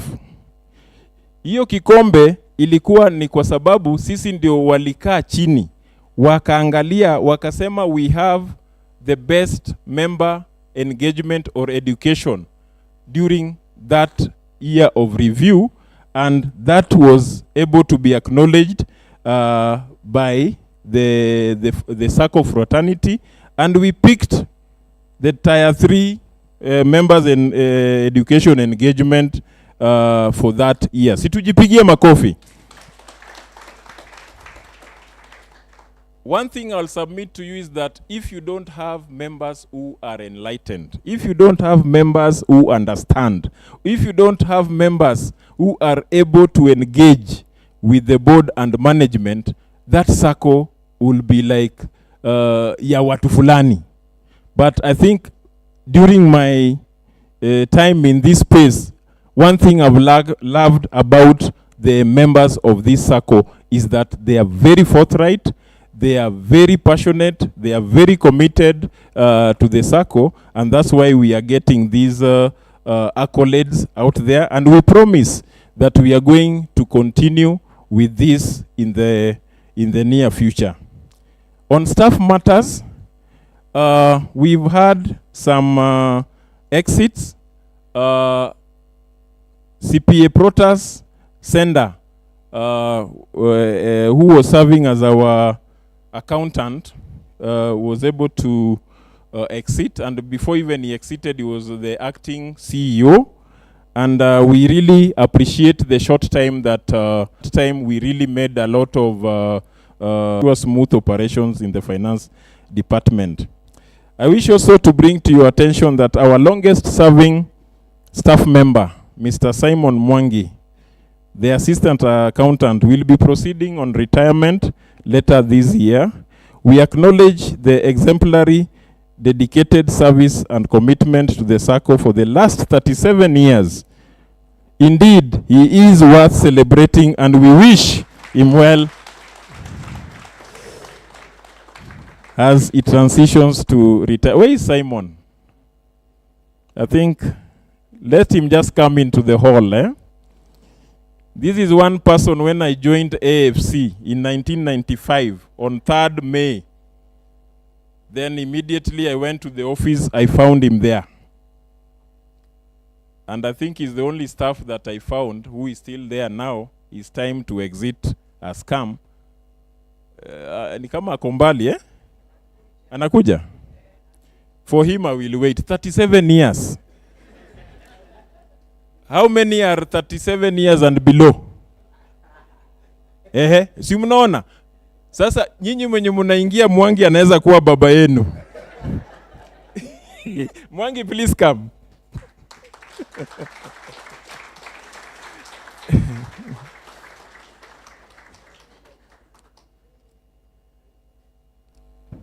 So, karibu sana. This is Mr. Simon Mwangi. The other name is nakuwaga nyingi ama mingi. Nyingi for many. So he has given us 37 years of excellent service. And I'm sure those of you who have interacted with Mwangi can attest to his humility, his focus, and just being there for you. So I think I'll want to give him this microphone. Awaambie kile Mungu atamuelezea katika Revelation iwasaidie. Because hata mimi nataka kusaidika, ndio siku ile retirement yangu ifike nitakuwa kama yeye. Karibu sana sa. Good morning everyone. As the chairman has said, I'm Simon Mwangi. I've worked for the years he has said. This is my first employment and it will be the last employment. Nimefanya kazi Ufanisi since my almost teenage years mpaka saa hii, na nimeshukuru kuwa na nyinyi. I've enjoyed working with you people. Mine kushukuru tu Mungu. Si kawaida for that 7 years fanya in financial institution. Yani nimeona mkono wa Mungu. Mambo mengi inafanyikanga financial institutions on the way people mambo inafanyika mengi. Na mimi Mungu amenirida, sijapatikana kwa chochote. Me that 7 years I've never been cautioned, unless niwe cautioned saa hii. The remaining period, I've never been warned, neither interdicted. Mimi mine kushukuru Mungu na niwatakie mema. Asanteni sana. Be honest in whatever you do. Be honest. Ukiwa tu honest, mambo mengine yote na mambo mengi mazuri itakufuata. Asanteni sana na nimeshukuru kabisa. I've made floods, but I'm not leaving now. Nita leave at the end of the year. We continue interacting until the end of the year. Otherwise, have a good time na nimeshukuru sana. Asanteni. Asante sana Mwangi. Hata sisi tunakuombea baraka za Mwenyezi Mungu wakati unajipanga kwenda kuwa your own employer. So umesikia amesema yeye Ufanisi is the best. I don't know what you talk about your employer. Sijui nikikupatia hii microphone kama unaweza ongea hivyo juu ya employer yako. I'm just asking or thinking. But my prayer is that you can be able to do the same. Ama namna gani? Hapo sijapata jibu. Okay, members. Retiring and vetting of board members. I wish to extend my gratitude to the 3 board members and 1 supervisory committee member who are retiring in this A.G.M. Their dedication and commitment and selfless service are invaluable. I'm pleased to report that they are all eligible for re-election. In accordance with the SACCO Societies Deposit-Taking SACCO Business Regulations for 2010 and the SACCO Societies Non-Deposit-Taking Business Regulations for 2020, all candidates presented for elections have been are supposed to be vetted and ensure that they meet the fit and proper criteria as stipulated under the law and the society's regulations. You remember the director of cooperatives Nairobi spoke to this, and it is something that is inculcated in our provisions in the bylaws and in the regulations. So the following members were vetted and cleared by an independent vetting committee to seek for elections in this A.G.M. The first one is John Ngetich Mbithi. I can just ask him to, yeah, that is Mbithi. The second one is Polycarp Emojong Otero. Yes, he is there. Then the third one is Claire Sarah Abuga. She's here. And then the fourth one is Daisy Cheruto Tum. I don't know, I saw her somewhere. Daisy, yeah, Daisy is there. And then in the supervisory committee, we have Francis Nganga Ndegwa na sioni number 6. So ni kama ako peke yake. So Ndegwa ako solo. So mnajua being solo what it means, eh? He's not a bachelor. He's just peke yake kwa supervisory committee. So members will be called upon to exercise their democratic right to vote for the vacant 3 board members and the supervisory committee slot later during this forum. On environmental, social, and governance, as we committed to you in our last A.G.M, as we do our business, we were very conscious of the operating environment, and ESG is becoming something that is very fundamental in business environment. So we as a society are also making sure that we are adapting to the same, and digitization is actually speaking to this, because you see, the moment we do our things in a technological platform, mambo ya makaratasi sijui nini inapungua. So kukata miti, kuconserve miti inaingia hapo. Then in terms of social, we are committed to financial inclusion. We do a lot of member education, and we also ensure equitable credit access, and of course protecting your data. Members, another thing I would wish to share with you is that the strategic plan for the year 2021-2025 also came to a closure in the financial year that I'm reporting to you. So consequently, the board were able to ensure that we have a strategic plan for 2026 to 2030 in place. And in this new strategic plan, we came up with some pillars which we thought would be able to drive us on a growth pathway in that strategic plan period. The first one, which is very important, is the financial performance, where we are saying we need to really make this business work, because we are the owners and we are also the customers. So we said we are going to save more. We are going also to expand our loans, increase our capital, boost our capital adequacy through retention, and also just ensure that we employ cost efficiency during that period. The other pillar is membership growth and experience. I think the director actually challenged us that for us to be seen to be growing, we must be able to demonstrate by seeing new members.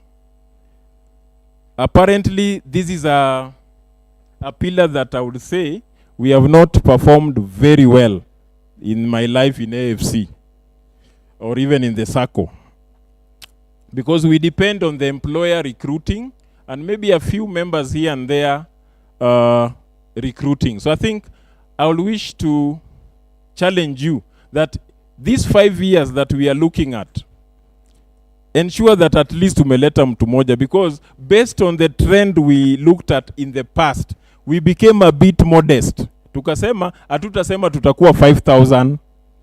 Tukasema tu wacha to target doubling by each one of you at least bringing one person. Alafu hizo miaka zingine mtu akileta wawili watatu tutakuwa more than that. So because we opened the common bond, so it's not about ati mtu lazima awe an employee of the corporation. So I think we are looking at an annual growth of about 12%, and also to reduce the dormancy. Dormancy niliwapatia siri, na kama umekuwa ukiattend education forums utajua vile share capital inaletaga maneno.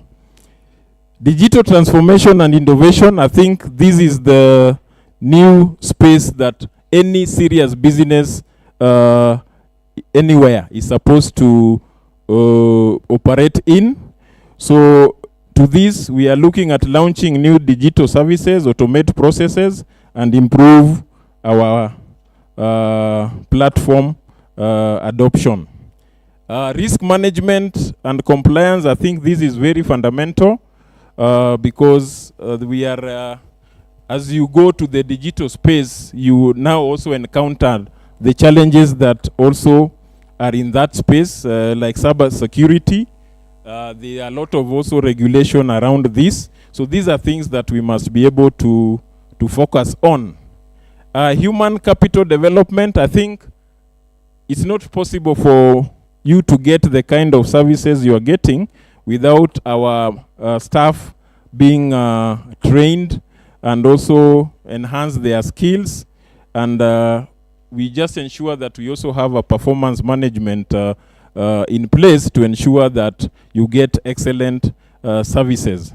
On the governance and strategic leadership, again, we want to ensure that there is transparency, there is excellence, and also robust strategy implementation. And of course, as the director alluded, it is something that is a conversation in the whole sector about governance of SACCOs. They want to bring in some very, very strict but important parameters in who the leaders of SACCOs are supposed to be. So that is also something we are saying.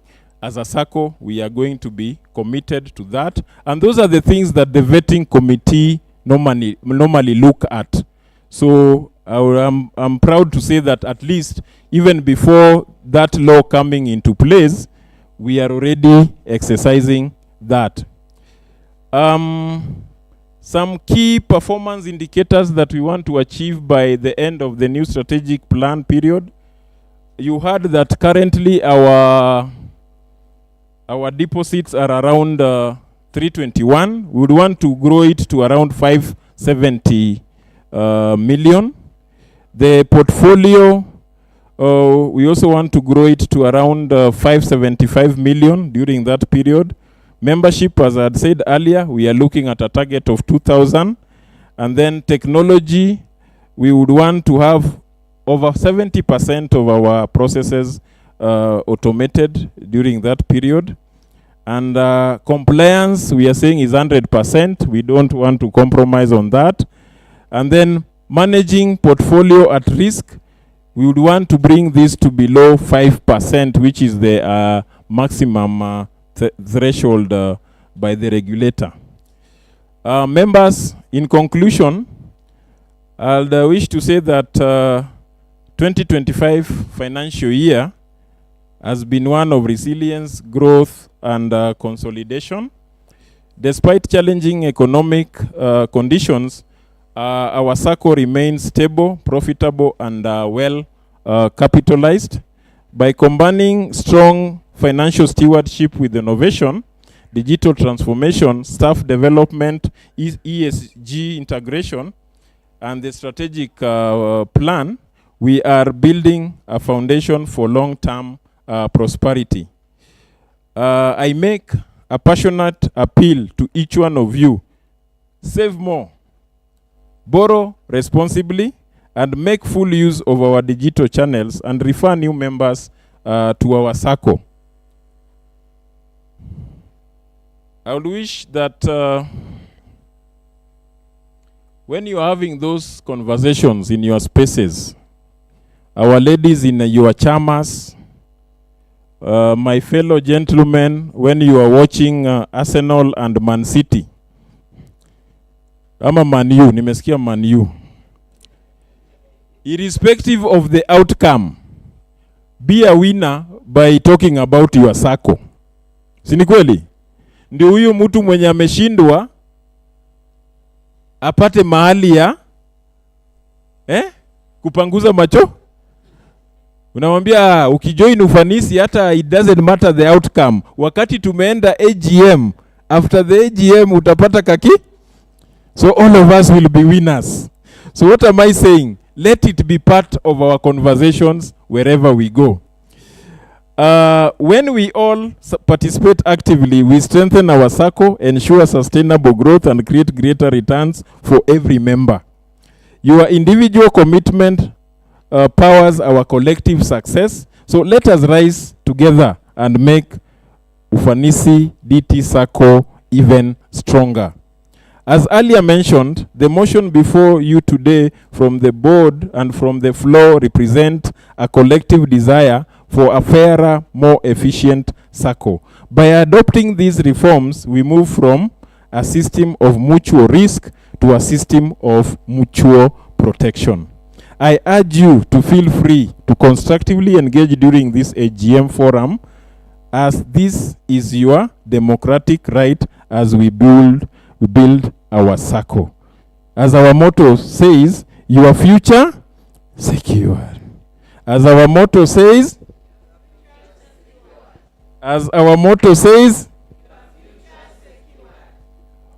God bless you and have a fruitful engagement. Thank you so much.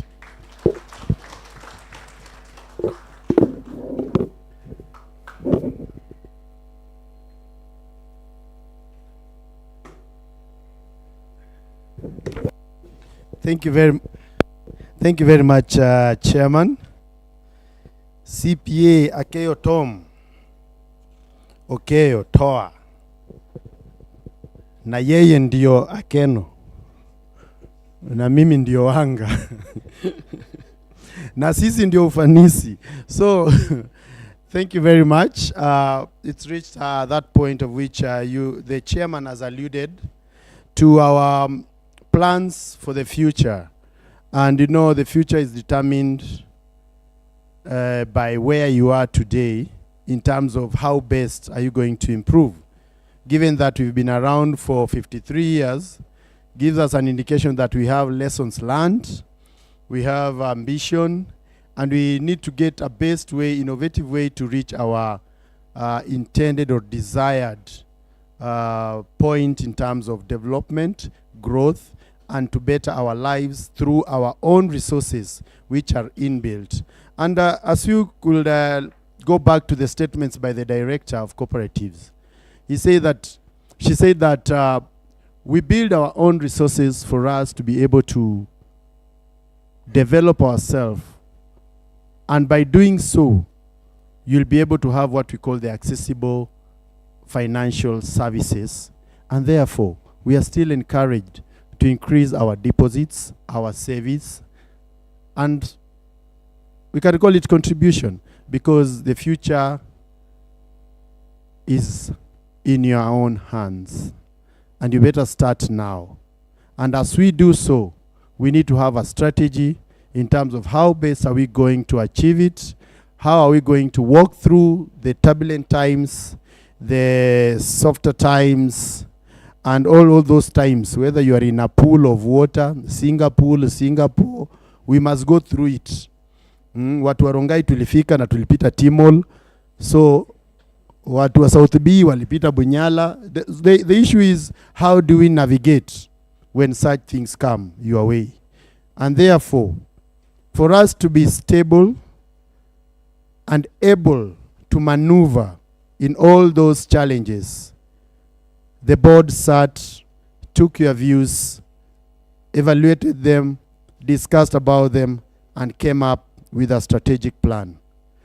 And I don't need to say much about that, other than to introduce and to call upon Dr. Mwangi Weru to come and give us, they call it a sneak preview.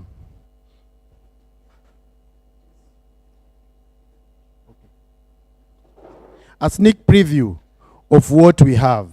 However, before we do that, let's first think of what the chairman's report has spoken about. And the chairman's report has been talking about things that will be linked to that strategic plan. And therefore, we need first a proposer to that report. A proposer.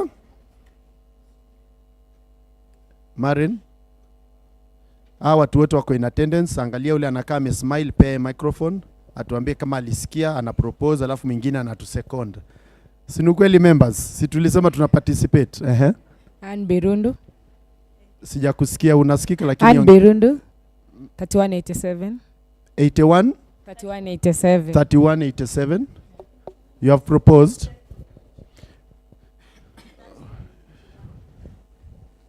Member number 3091, sijui anaitwa nani? Member number 3091, Agatha Wanga, I second. 3091 has seconded. So, we'd like to go through the matters arising on the chairman's report, so that we'll be able to link that we've had with whatever that Dr. Weru is coming to present next. So, are there any matters arising from that report? Kuna wakati nilikuwa nimeenda mbio, mimi nilikuwa nishafika huko mbele. Or we can do it this way, isn't it? We let Dr. Weru give highlight on the strategic plan which has been alluded by the chairman, so that from that information and what the chairman has spoken about, we'll be able to adopt and also to discuss the issues therein. Sinuko ili hapo? Si hapo iko sawa? Sawa sawa. Dr. Weru, karibu.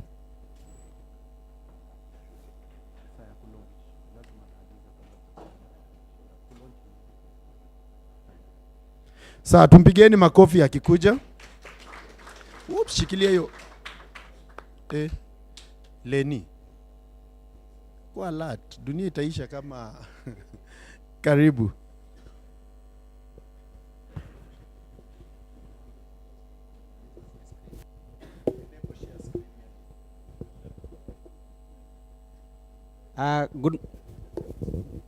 Good morning cooperators. Wana Ufanisi. Hapa watu wamefanikiwa. Bado fanikiwa. Why? Bado. Enable. Make me co-host. I think it will be easy, eh? Co-host. Yes, so even as I'm given the rights to project, my name has already been mentioned, and my name is Weru Mwangi, and I'm wearing the hat of Excel Deloitte Consulting Group, the company that developed your strategic plan. I know probably I've met some of you elsewhere, and just for clarity purposes, consultants, we work like, you see the consulting doctors, eh? Leo unaweza mpata Aga Khan, kesho umpate Kenyatta, na siku nyingine umpate kwa kliniki yake. So, don't get shocked and start wondering how comes Mwangi, the Mwangi who was here ahead of me, spent 37 years, and this one maybe you met him last year and he has already changed Kofias, eh? So, and congratulations to Mr. Mwangi, by the way, for that, serving for 37 years. 37 years ago, I was actually in class 8, eh? So, that tells you how long he has stayed around here. So, I'm going to give you a brief preview of your strategic plan. It is your document because it was adopted by the board based on the powers that based on the powers that you have granted to them to develop strategy. And I will make probably a 10 to 15 minutes presentation, and then from there we shall have. So, what is your strategic plan all about? And by the way, if you have not read it, you need to read. One, sustainable financial growth. The chairman already alluded to that when he was talking about the dividend policy.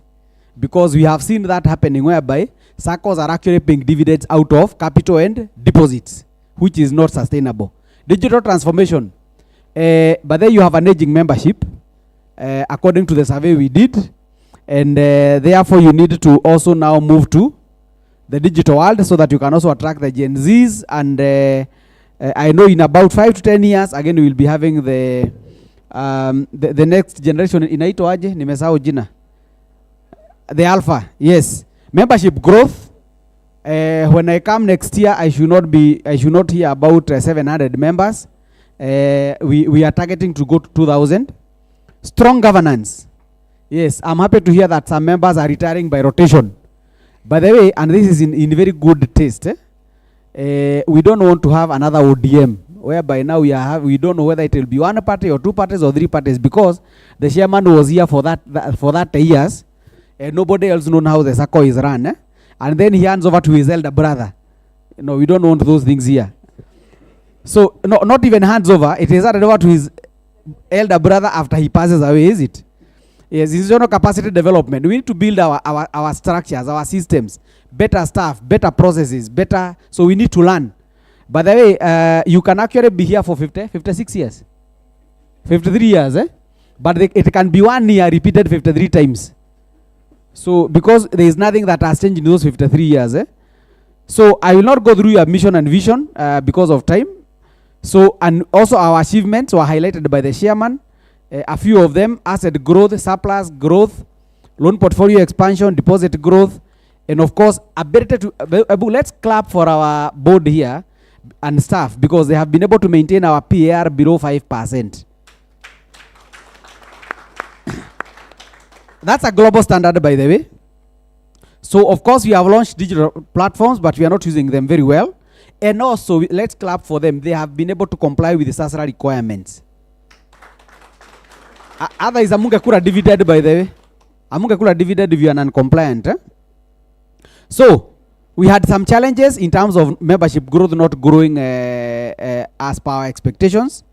We have not, our products have also not been very well innovated, and innovative rather. And then, of course, we have not been using our digital channels very well. And of course, competition is there. Other SACCOs, we have banks, we have digital lenders, we have fintechs. And please, don't do like one SACCO I met in Legeo Marakwet, some years back. Their name withheld. This SACCO, the chairman stood here during the A.G.M in 2024 and said that we are going to increase the interest rate on loans because the bank that has lent us the money that you have borrowed have also increased the interest rate. And I asked them, how can you give somebody your cow and then go to buy the milk from the same fella? And they told me they don't understand what I'm saying. And I told them, this is what you have done. You have taken the money, your salaries, plus your business income, and taken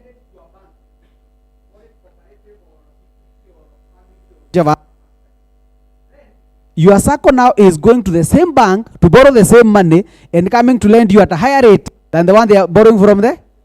So nikaambia edeni bank, mchukue hiyo pesa, mulete hapa kwa forsa yenu, arafu the SACCO can repay the bank loan, is it? And that story of you now wondering whether the bank is increasing interest rate or not will become historical to you. So kindly tafadhali, I have seen your forsa, it doesn't look very well patronized. Look, the word is look. Looks can deceive, because by the way, do I look like I've worked, do I look my age? You don't even know my age anyway, but I know you can guess. If I was in class 8 that 7 years ago, you can guess my age, is it? Yeah, so do I look that age? I look younger or older? Okay, sasa nitatafuta kasichana kingine kama Oburu nioe. So now I'll just go through some of the things that we need to or some of the objectives we have set ourselves. For example, financial performance. I mean, we cannot, but even those who read the Bible, they know the Bible says, money answereth all. Hamujuyo, money answereth all. Ecclesiastes 10:19 says, a feast is made for merry, and wine for laughter, but money answereth all things. Tuko pamoja? Money is the answer to all things. Exactly. Nikitaka kuwa msichana mwenye nimesema naweza oa kama Oburu, lazima nikuwe na kakitu. I am sure some of you, the reason why that girl Oburu paraded there could not look at you is because of your pocket anyway. So that's a story for another day. So we have to make money. So we grow our deposits. Nishawaambia muende zile ziko kwa bank mulete hapa. Loan portfolio growth, we borrow from this circle, the new products that are there. We grow our surplus as a result because we are borrowing from the circle, we are patronizing our products. We maintain our operating expense to income ratio. We want it to be at 45%. So which means that we are efficient. And what we mean by that also is we are allowed to grow our expenses as long as we grow our income because it's a ratio, is it? And then of course we maintain our core capital.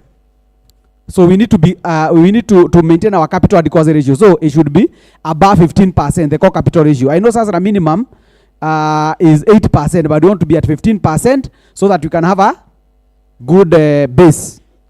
So in other words, we want to make sure profitability is not, we are basically, we are profitable, we can mobilize deposits, and we have capital adequacy. Then we as members, we need to grow our membership, and we need actually also to have a good experience. So therefore, please kindly help the board and the staff through referral business so that we grow our membership to 2,000. Please repeat 2,000. Yes, as many as of that opinion say aye. And as somebody said, as many as of the contrary opinion. So now, dormancy rate 3% or less. Again, we need to remain active. We need to help the board and the other and staff members in tracing the dormant members. And for those who cannot be found, or those who are not willing to rejoin, kindly buy their shares off. We remove that dormancy, is it? Member satisfaction index, 85%. A lot of activities will go behind that, but we want you to be happy members. One new product every 2 years, and let me also add, it is either a new product or a review of an existing product.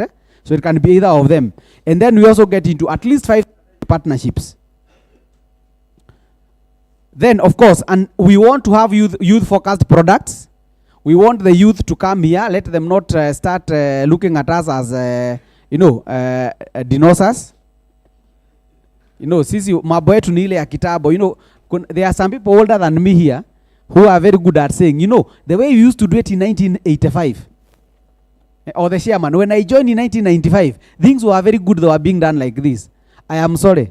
If nothing has changed, then you have learned nothing. So we have a lot of member engagement programs and strategic partnerships. Then, digital services. Please, we are not patronizing our digital products, the current ones. So please, we need to start doing that. And you want a 70% digital transaction penetration. If I can tell you, for example, the story of Equity Bank. In the 1990s and early 2000s, the easiest way to know where they were was looking at where there is a very long queue outside, is it?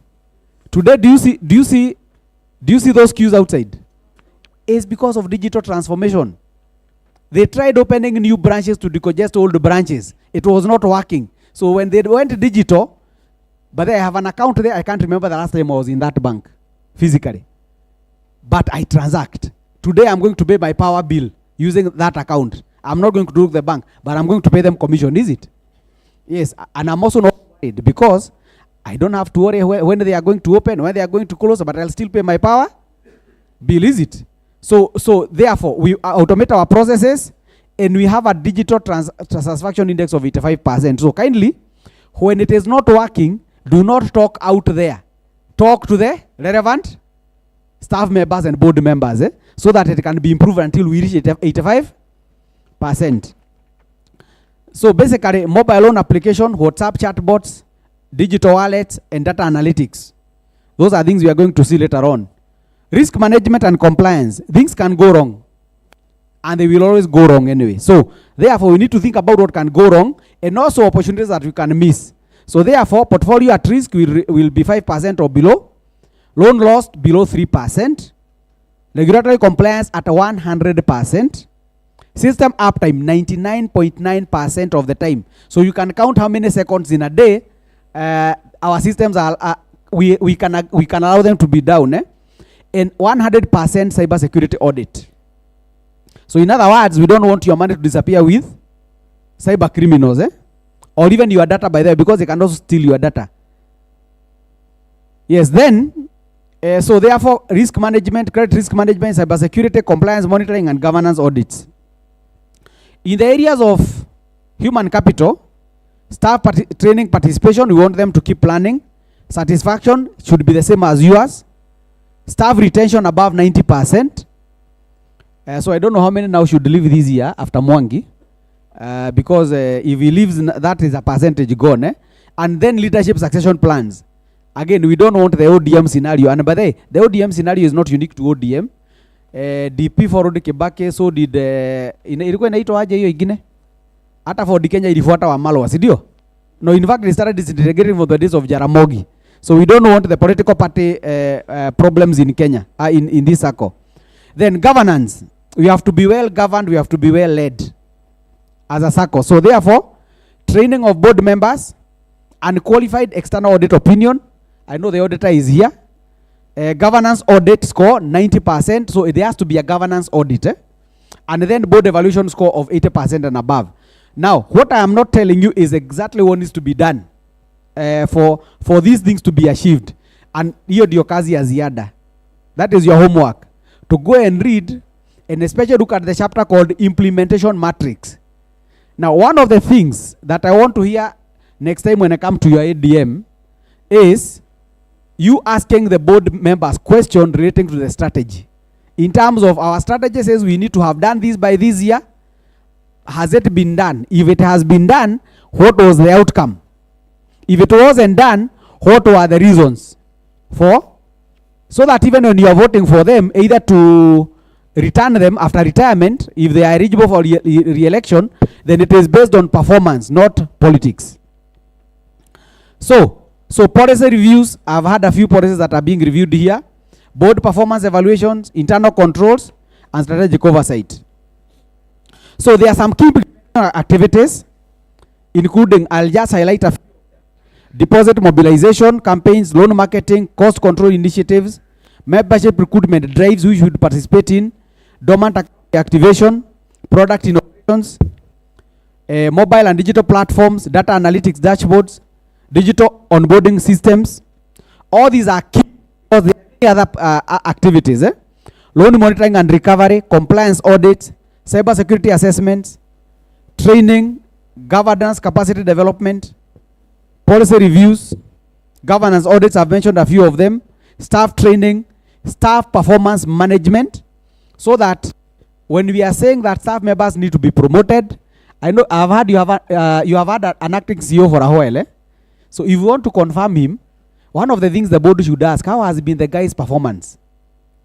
Both in the current position as acting and also his substantive. Sorry, and I come from Mount Kenya, so some of these words are difficult to pronounce. So we need to monitor, and they'll be monitored. So again, as A.G.M, you need to be asking those questions. What are the, for example, performance reports? What are they telling us? Strategy reviews. What have you found in terms of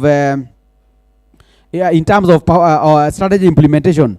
And of course, annually, when the board comes to report to you, what is the performance level in those key performance indicators? For example, if we said you need to grow members by 2,000, you should already be doing your maths. How many members per year are we talking about?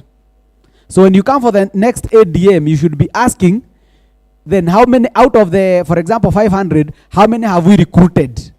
So if it is 400, that is 80%. Why didn't we achieve 100 or 101%?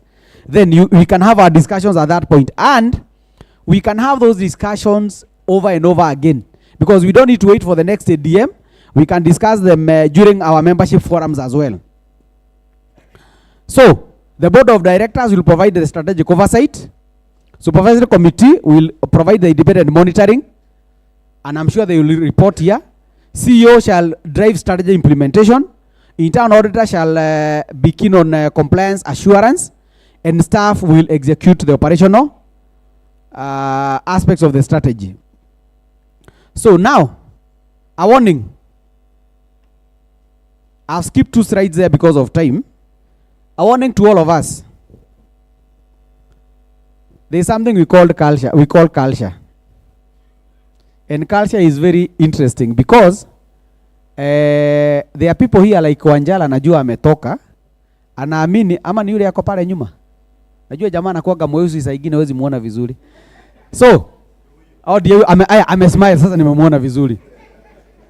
Nimeona meno yake. So now, Wanjala where he comes from, he tells me that if he hasn't eaten ugali, he doesn't feel like he has eaten. So he'll eat a lot of maize and the beans and the carrots and everything else and still ask, when are you bringing the food? Now, remember the same ugali comes from the maize, is it? But he still believes he has not. So there are things we are used to and we do not reason.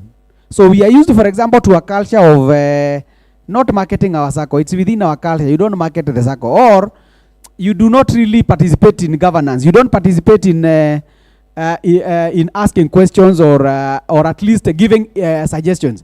Like yesterday for 2 hours, I actually dedicated work, volunteered for my circle because we are looking for a system. And because I've been involved in system implementation, I actually developed the request for proposal. So I customized one that I used for another circle, for my own circle. And some people are asking, why are you doing this and you're not a board member? I am a former board member. Why are you doing this and you are not yet in the board and you're not a staff member? And I told them, you know what? That is what we need to change, a mindset change. So we need to change our mindset about for us to be able to achieve some of these things. So kindly, if you have been told that complaining when something is not working is bad, please, I will tell you, complaining helps the person or rather whoever is responsible improve. And what we don't want is a situation whereby we have 2 strategies. One is the written one, and the other one is what we are doing on the ground. So tafadhali, let us ensure that strategy that is not gathering dust on the shelves. Let us keep the board members accountable. Let's keep staff members accountable for implementing the strategy that we have written. And by the way, you have paid us, so you have spent money as well. So therefore, let us keep them accountable to ensure that they're implementing what has been written. And of course, if in the event that what is in the strategy is not working, because things can change tomorrow, the government can come up with new economic policies that probably make some of our assumptions null and void. Then there is a very good reason why those initiatives were not implemented. So kindly, so it is upon us as delegates, it is upon us as members to be able to hold the board and the staff accountable to ensure that they implement the strategy. Is it? Now, free knowledge and education, because mimi ni mwalimu and times you will get a copy of these notes and you can follow my articles on strategy and risk and governance on that on those 2 social media platforms. But I do not post videos of myself dancing, or if you see a video of me, it is a video of me talking something to do with what I do for a living. So even the articles you will find on those 2, so you can read there. And also, if you need more information, you can also read one of those books. You'll get the slides. That's a book on leadership. It has a lot to do with strategy and governance. And for those who want to learn more about personal finance, there is a book here that I wrote. It is actually being published as we speak, but there are a few copies that are at Nuria's bookshop. You also can get a copy. So when you get these slides and you feel like you want to get in touch, you'll also get my contacts there. So thank you very much, Bwana MC. And I had your Wanga. So you're the husband to Gladys Wanga. That's my governor.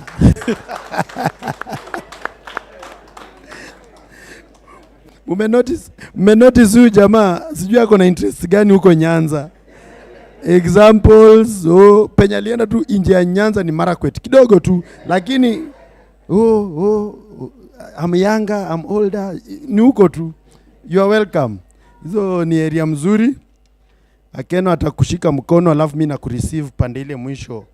The other side is a nice place. So ladies and gentlemen, dear members, that was a brief on actually the things that we are going to tackle so that we may be able to achieve our intention. And when you look at whatever he is presented and internalize the strategic plan, you realize that in the last 5 years and in what we are aspiring to be, the main thing that we are lagging behind is increase in members. So we are now at about 1,100 active. 1,100 active. If everyone brings one extra person from your networks, from your institutions that you know around you that can be relied, credible members, credible institution, we'll be having 2,200 from just a click of a button where unasema nimeamua ni huyu. So we need to do that so that we be able to have more capital, better services, and will be more stable. Usikwe wale wenye mna majiwa, inakuwa ni nyinyi mna meza. Si ni ukweli? Si tulishapeana go ahead ya kumeza. Now, that was part of chairman's report. So we had already adopted it. So can we have any matters arising based on the report and based on the information that you've gathered from the strategic plan presentation? Any matters arising? Satuko sawa? Pale.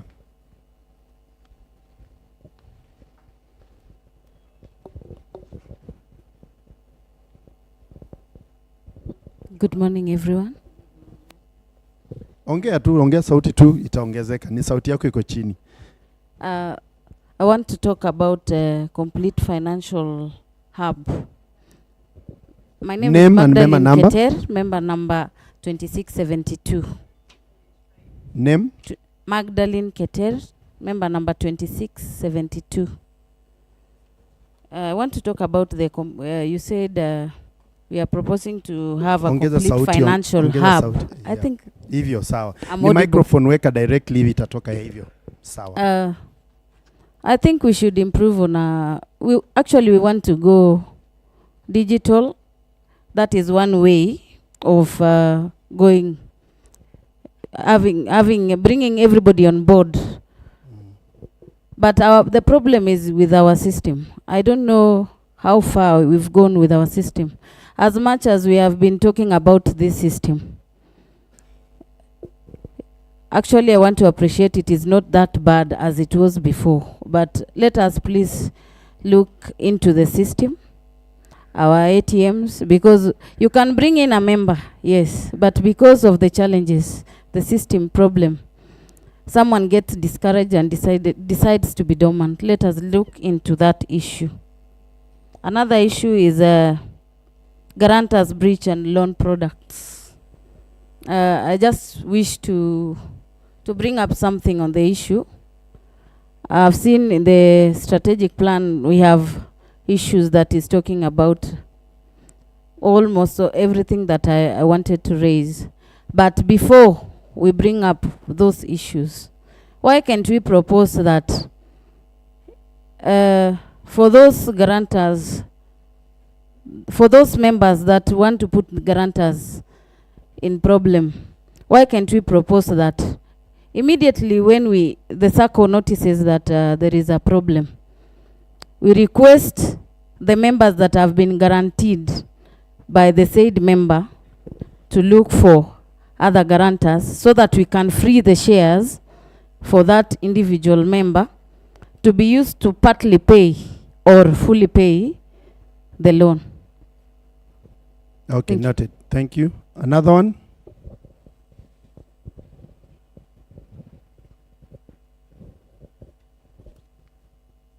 Thank you very much.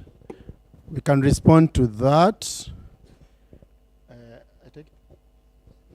Okay, I'll start with I would really wish to understand what is the issue with the system, but is it the system you're talking about or the platform? Because the system, okay, the portal, yeah, hiyo inaitwa the platform. Ukisema system ni kumaanisha hizi figures zetu si za ukweli. Sawa sawa. System is a whole big thing. I'll wish that we'll improve on that. We'll work on the portal to ensure that it gives more, how do you call it, customer experience. They did an upgrade, I think, last month. I hope by now you must be able to have seen that it asks for your, it sends some OTP to your SMS for purposes of security. And also we want to make it better because we see out there better apps from the various financial institutions that will give you better customer experience. However, we do not say that it's not a challenge that we can handle. I believe it is something you can handle. Tony, you take that. It's something that we can handle. But basically, we've tried and made sure that the application for the loans, you can do it from the app. And we also need those feedback. Whenever you get those issues, don't hesitate to give the office the feedback there and then, all right? Kama simu ishikwi, utuambie sisi simu haishikwi, and you can also send an email. Number 2, on the guarantors procedure, in terms of you getting the information, what you've proposed is actually what happens. We do not attach or start the process of attaching before trying to ensure that the members' deposits are available for being attached as the first person to be attached. The issue now comes in. What are we doing as the guarantors? Get that proposal, come to our office, get the forms. We are ready and willing to ensure that we give you the forms for replacement, because sometimes the other person could be not cooperative. But the idea is you need to safeguard your interest as the guarantor. So when you get the replacement of the guarantors who have guaranteed the defaulter's loan, you are able to reduce that particular bit of it. And secondly, when you get the first letter giving you indication that there's a problem, let's act on the first letter. Let's not wait for the second letter, which comes in only 30 days after that one. And by the time you start acting, the legal period that you are supposed to act will have been passed. However, that's an issue that is being addressed, and we agreed last time that we can also proceed to the issue about the tribunal, and we also have the issue to take the person to the CRB. So those are matters that are being handled, and we hear you, because those are information we get from you when we ask for your feedback. Sawa sawa. Thank you very much. And maybe can I add? Thank you, members, for that engagement. I think the other thing that we need also to do, the portal is able to indicate to you the performance of the loans of anybody you have guaranteed. So don't normally just go to that portal wakati wewe ndio unataka ku-apply. Pia saa zingine ingia tu huko, angalia how is Akeno's loan performing, because like these people seated in front of here, we cannot guarantee you and we cannot guarantee each other. So we are an exposure to you if we are not paying. The same with any other person who may guarantee. Every month, periodically, just go there, angalia, hii loan ya Keno inakaa namna gani. Kuna vile itakuonyesha kama iko normal, iko performing, iko watch, iko substandard, iko loss. Kama iko normal, tayari inakuonyesha signs. So ukikutana na mimi, uninunulie lunch, lakini uniambia Keno, niliangalia kwa portal nikaona ni kama, kwani what is happening? Ninakula lunch yako na unanihoji, si nitasikia aibu? Sio loan nikirudi lazima itakuwa normal, si ni kweli? So what I'm trying to tell you also, don't wait up to the time maybe the loan is impaired. And then number 2, the other thing that gives us exposure, si ati ni nini ni kitu society inaweza jua. Akeno amepata kazi World Bank. Amepeana resignation wapi? Pande ile ingine. Na ameenda na hiyo mshahara sasa iko in dollars, na hata ni mzuri kuliko yenye ameacha, na anakataa kulipa ile loan yenye. Unajua hiyo sasa wewe na mimi inakuwa vigumu sana. So there are so many things that bring into bring the impairment of a loan. There are those we have control and there are those we don't have control. But if we just do it together, as Wanga is saying, we can be able to monitor each other. But the best thing is just for us to be people of integrity. Let us not feel good when other people are suffering, because that you've gone and now you've left them in problems. By the way, it is normally very, very hurting. Thank you. Thank you very much. We are also considering our other members who are online.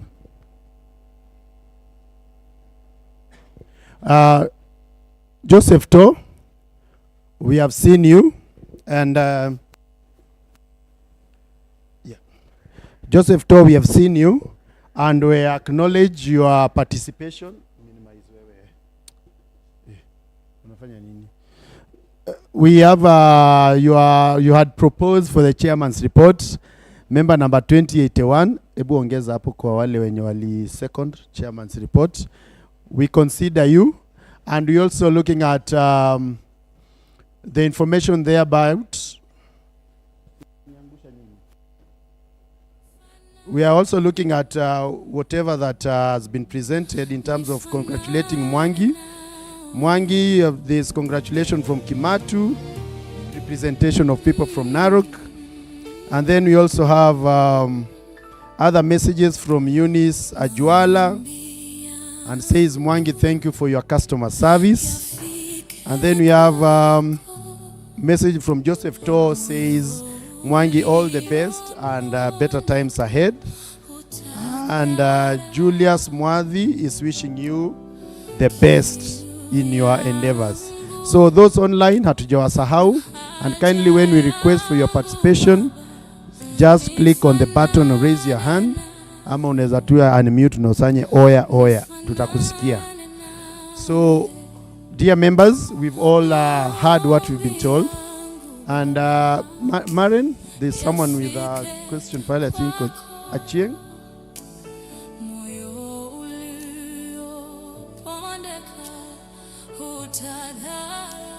So that we may get to, if you have a point online, please let me know. Good morning. Member number 2960, Owako Amayo. Sija kusikia vizuri. Weka microphone directly. Member number 2960, Owako Amayo. In the same spirit of digital transformation, I was looking at an instant whereby Ufanisi deducts fees of SMS remittance, yet you don't get the SMS. So kindly check on that. Number 2, kindly give us a timeline where we'll get the next upgrade to the system, because there are some aspects where you cannot actually verify the information in terms of maybe checking the guarantors and the guarantorship status.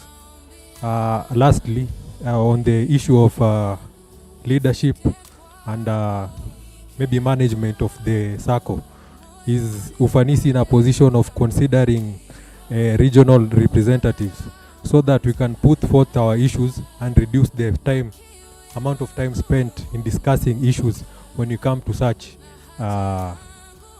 meetings.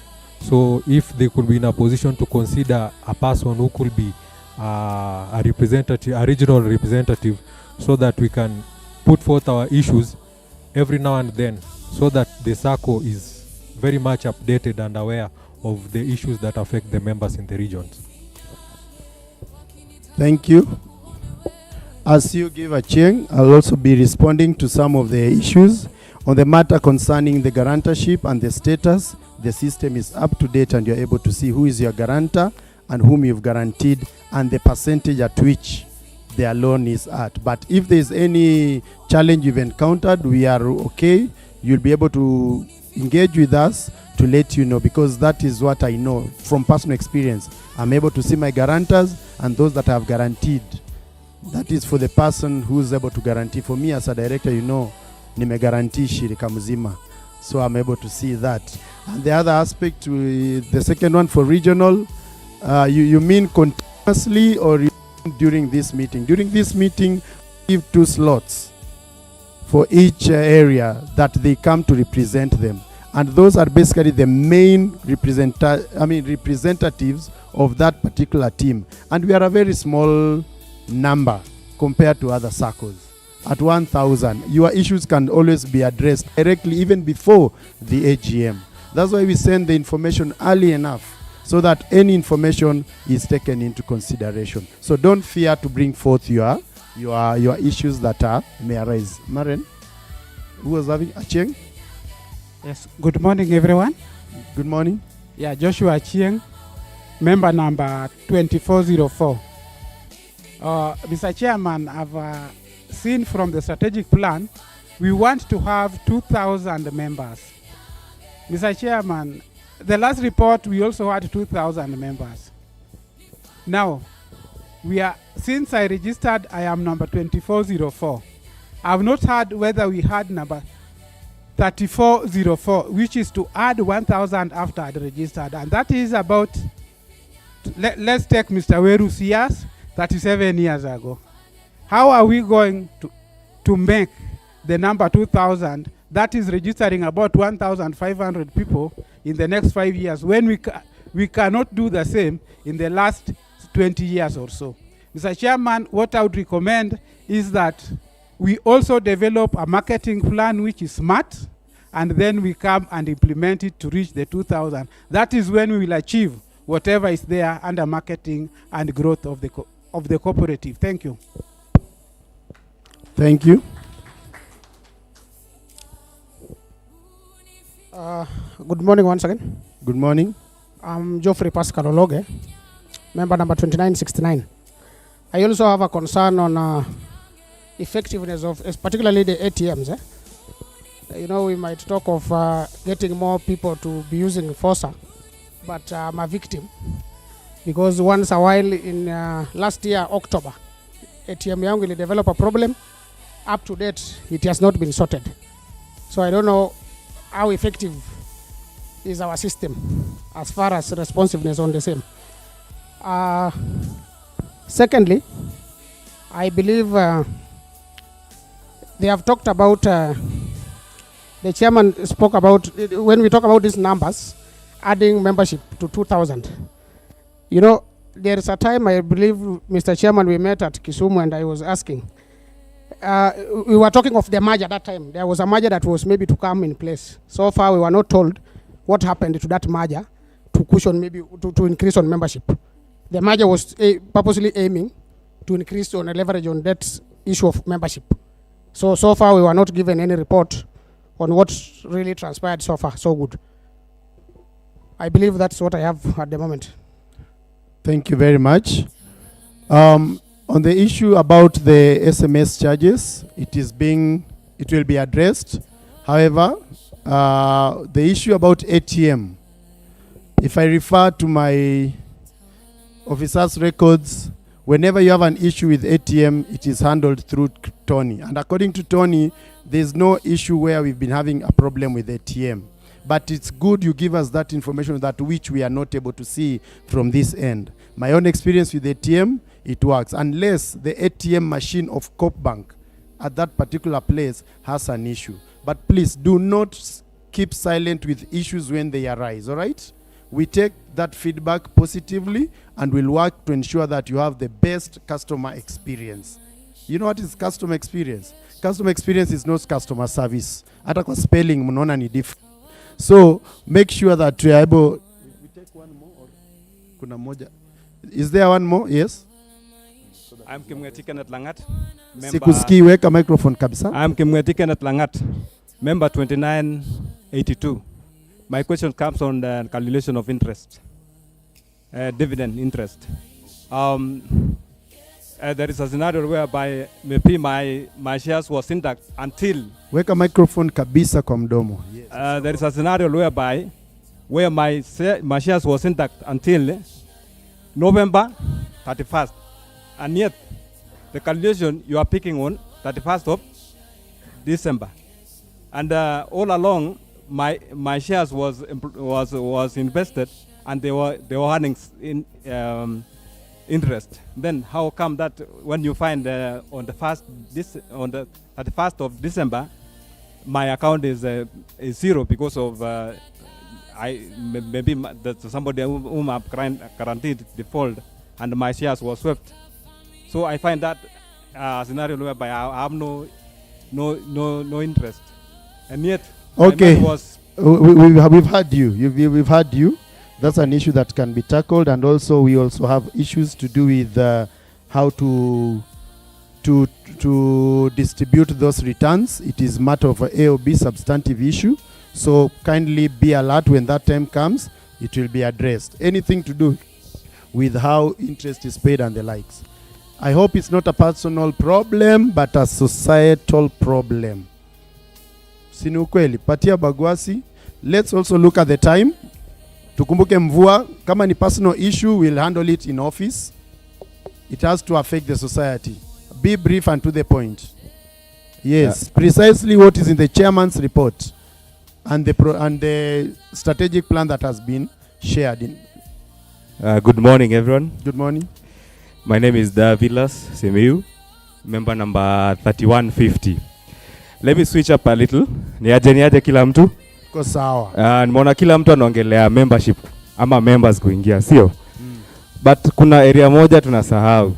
Mavijana ni wangapi? Vijana ni wangapi hapa? Oh. Wenye tumeingia 1 year, 2 years ago ni wangapi? Simuinue mikono. So that is where the problem is. You know, we are focused so much on the employed, FC members, I'm sure. That is a backbone, right? But there is a huge backlog ya vijana wenye wanataka kujoin. Lakini where will they find you? Mko TikTok? Mpigieni makofi kwanza. Mumesikia? Kama kuna mtu ameona Ufanisi DT Sacco Society TikTok page, nionyeshe. Facebook page, Instagram page. So where do you want to get members? Somebody just tell me, where do you want to get members? You see, the youth, most of us don't depend on the 9 to 5 routine. Sijui kama mnajua. Kuna watu wako crypto. Mtu kama mimi nauza mataa, Madam Rose knows that. Mimi nauza mataa. I can make a profit of maybe 1,000 bob a day. But if I want to invest, I look at what is available to me chenye naona kwanza, sio? If I scroll through TikTok na nione Ufanisi, I might be interested, right? So think about that line. Na pia mkitaka tips, namba yangu nitaacha.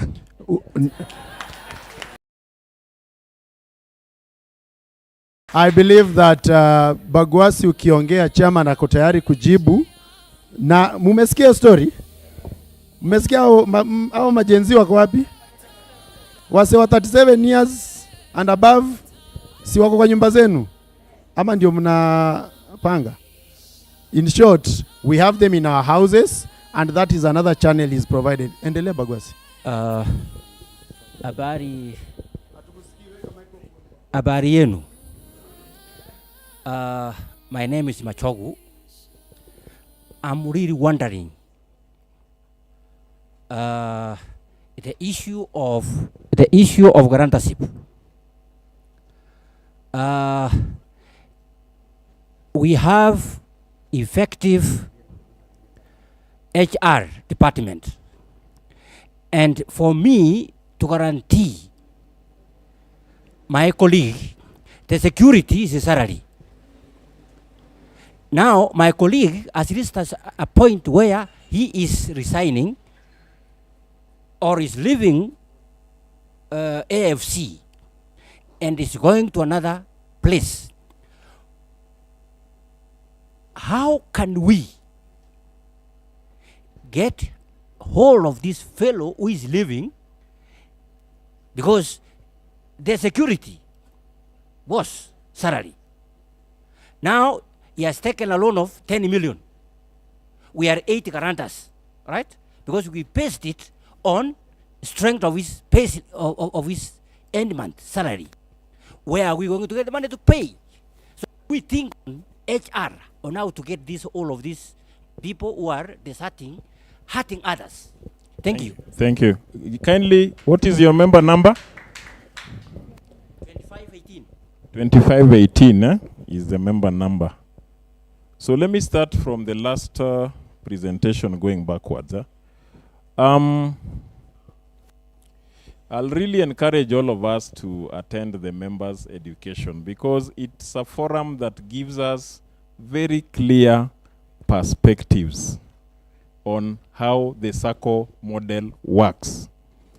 And I think in every A.G.M, if you go to matters arising, I never fail to talk about this one. In the SACCO model, the time you fill in that application, the collateral that is there, first are your deposits. The second are guarantors. So that by the time, even before we disburse that loan, it is fully secured. If you take it and you run away, we will remain with your deposits and also the guarantors. The salary gives the mode of loan repayment, which the society has no control. And we also don't have control of your motions, whether you will be in your current employer or you will be out there. So one of the things that is the responsibility of members, please, wakati unani guarantee, know that unasema akeno aspolipa hii loan. And I think we have lawyers in our membership. They can interpret that one. Unasema akeno aspolipa hii loan, mimi nitalipa.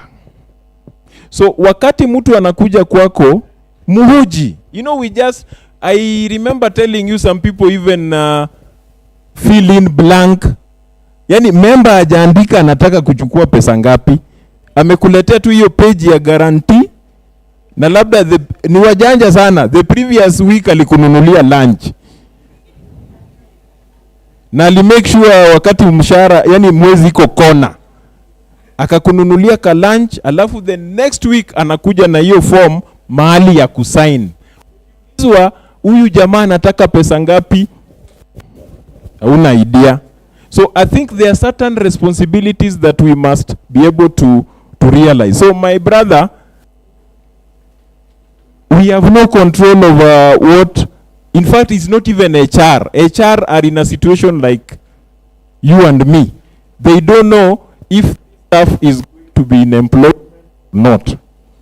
Up to the time they get, when that person is separating, they don't know if he's going to bring a resignation letter. Na wakati anapeana resignation letter, the employer cannot say that mali unaenda kwa sababu uko na loan ya Ufanisi. Employer ataangalia yake. That's why we are saying this is a model that is working very well. Kenya is number 7 in the world. So Ufanisi is not an exception. These things we are discussing here, people are experiencing them. So what we just have to do is come up with very serious risk mitigation. And one of them is know your customer. Huyo mwenye anakuja kwako, mjue kabisa. Mjue. Akitoka ati anaenda mahali ingine, ujue alienda wapi. Let me give you a story, and maybe I've done, for those who are long enough, I've said this story before. There is a person who left AFC in 1995. Akaenda greener pastures, na akaacha kama loan yake hailipiki. My friend, David Ngeno, may his soul rest in peace, was affected. Then, one day, we went to where this person is employed.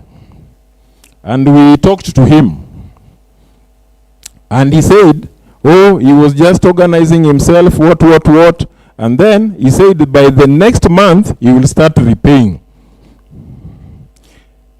Hiyo month ikapita, hakuna payment ilikuja.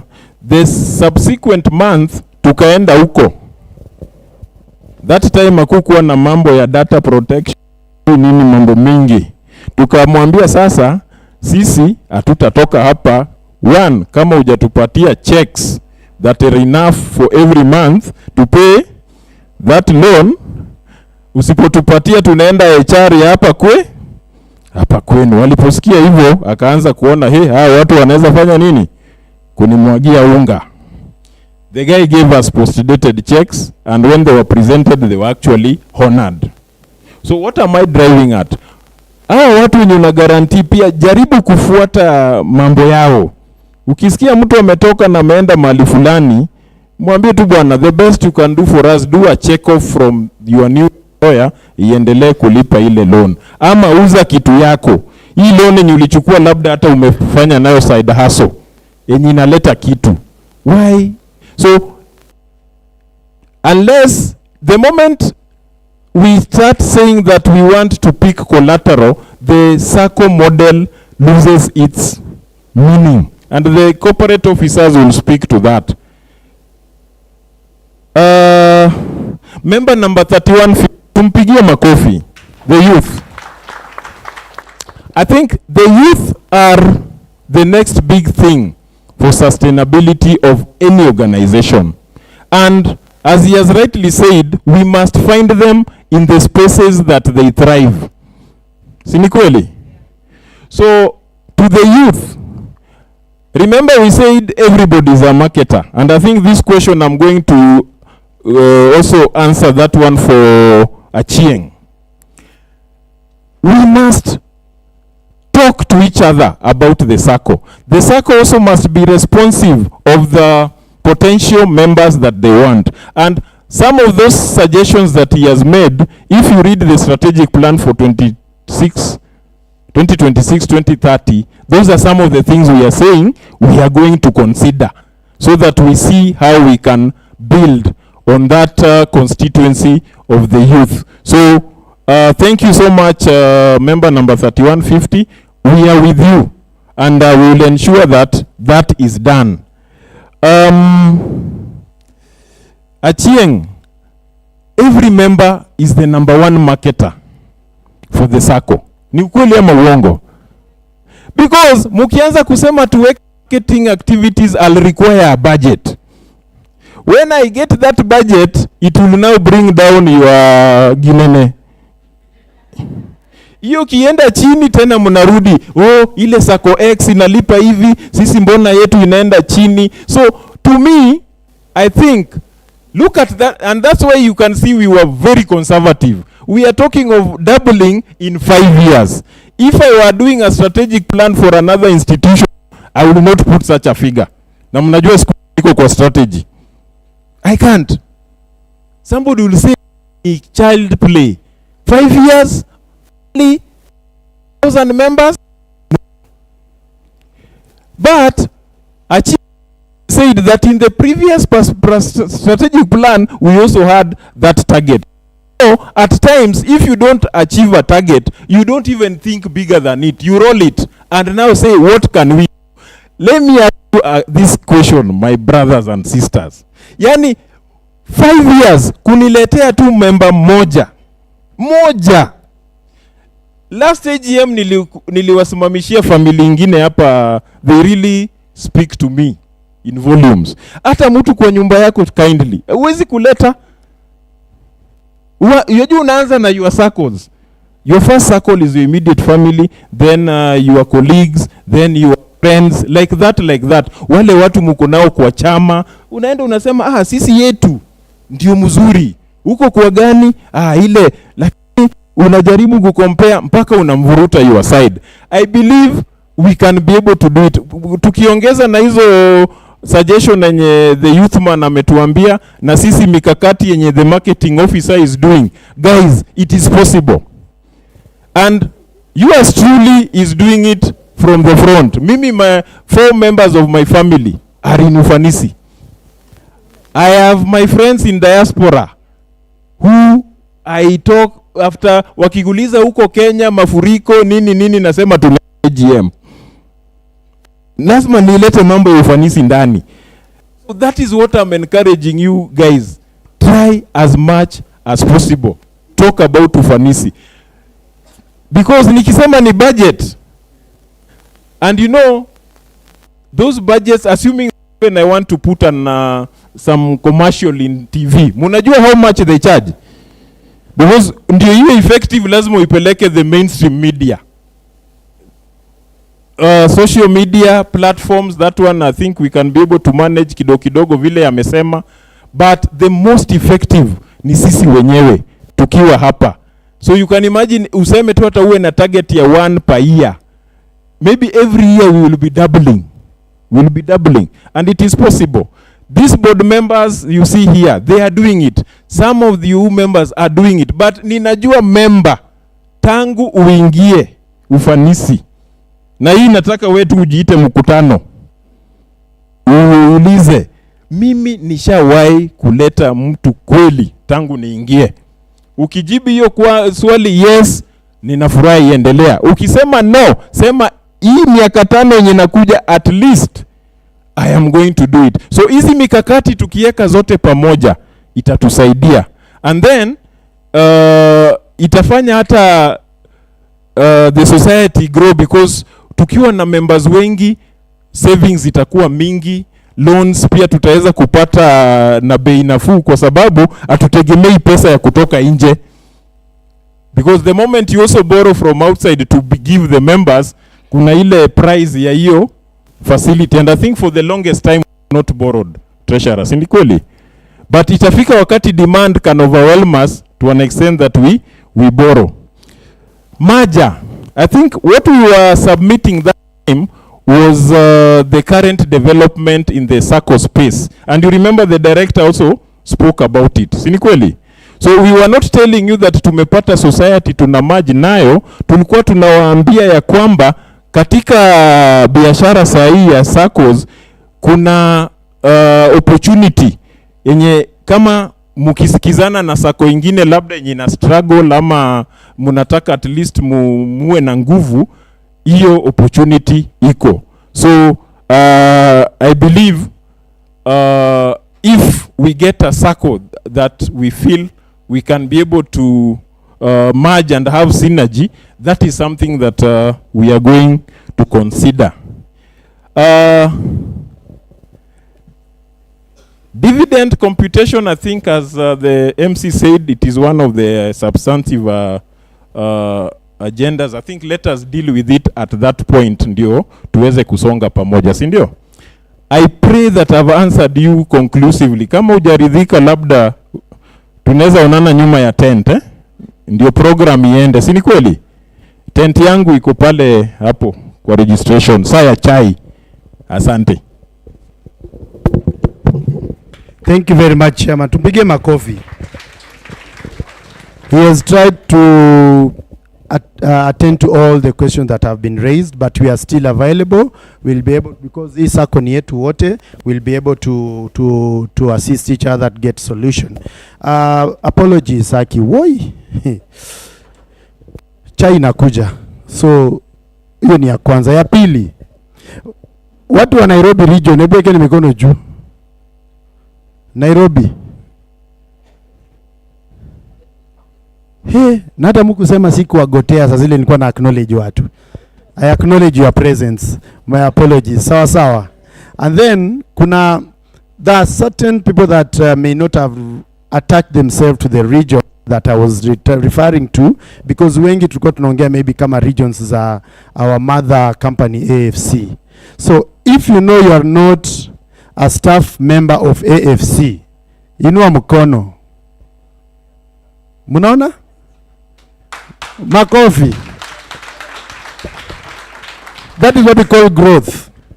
And when we were being asked mbona inatoka 2000, unajua ukichimba shimo ukijaza shimo hautasonga. So ukileta watu 5 na unaacha 5 wanatoka, hapo ndo shida iko. Attracting and retaining of members. I take this opportunity to recognize our immediate former acting CEO, Protas. So salimia watu hivi waambie Taveta kuko sawa. He is still our member and we appreciate that. Thank you very much. Members online, we acknowledge your presence. your contribution to the topic that the chairman has been talking to. Thank you, Joseph To is encouraging us. Yes, let's attend members' education. Some of these questions might not arise. And then all the other issues have been noted. And we hereby also, I'm so sorry not to have recognized, we have members who are in diaspora. Chairman Ulisema. Sulisema. We have representation for all the way from Germany, and we'll be able to hear her voice, akisema hi, when we come back from tea. And coincidentally, it's just part of the family again that the chairman has been talking about. That kuja wewe na familia yako. Si tutaongea now after tea break. We'll be able to see who is online, and we really appreciate. And thirdly, ni group moja hiyo yenye ulikuwa unasema ya oya. Hao ndo tutapatia TikTok, ni Gen Z. So you see, we can do it, but you only to take step to do it. Sawa. Because najua sugar levels zinashuka, ningependa we go to the next level ya activity, which is very brief. I hereby call up the chairman, our consultant, alafu directors, tukue hapa mbele, alafu mwenye anatuwekea screen huko nyuma tuwekee 53rd A.G.M, so that hii video ikitoka NTV, tusionekane huko nyuma ni watu wamekaa. So that we just do the launch of the strategic plan, and then we go for tea as we stretch. And I appreciate mumejaza viti bado tu hizi 5 za mbele. Mnasikia? Jipigieni makofi. Hizi 5 za mbele. Sijui kwa sababu ni black, tutavalisha white just after. Please, maybe alafu Esther, utasindikiza daktari. Yeah, corporate colors. Kuja alafu acting CEO, directors. Lazima mpeni back. So chair utakuwa hapa. Yes. Alafu cooperative utakuwa pale. So that hii madoido ikipigwa mko mahali. Kindly ukipanda juu ya podium mtaonekana. Yes. And then hapa kando just panga watu.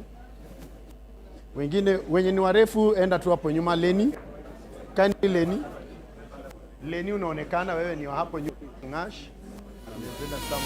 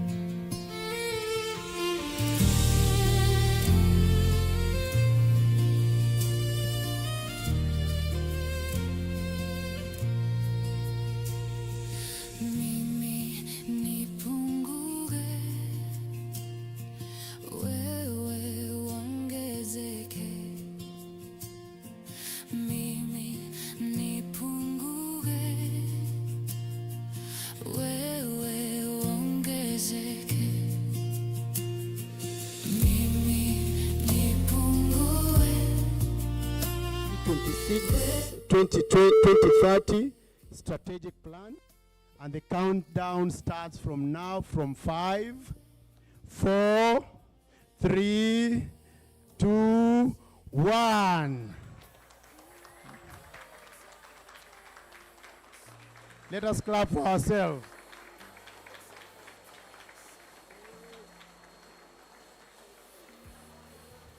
Nakwambia mukilapa mpaka ziishe.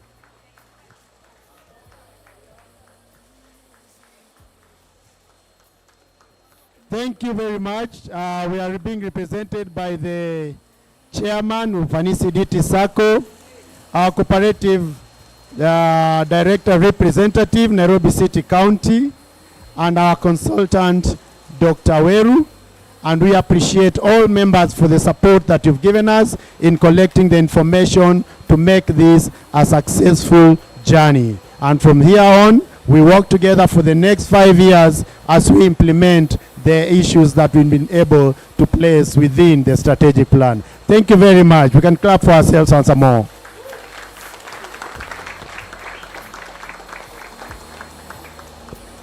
Thank you very much.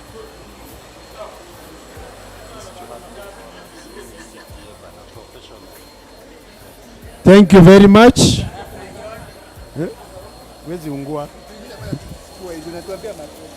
Thank you very much. Kuna wengine wameshtuka, lakini mimi nilishtuka nikanyamazia.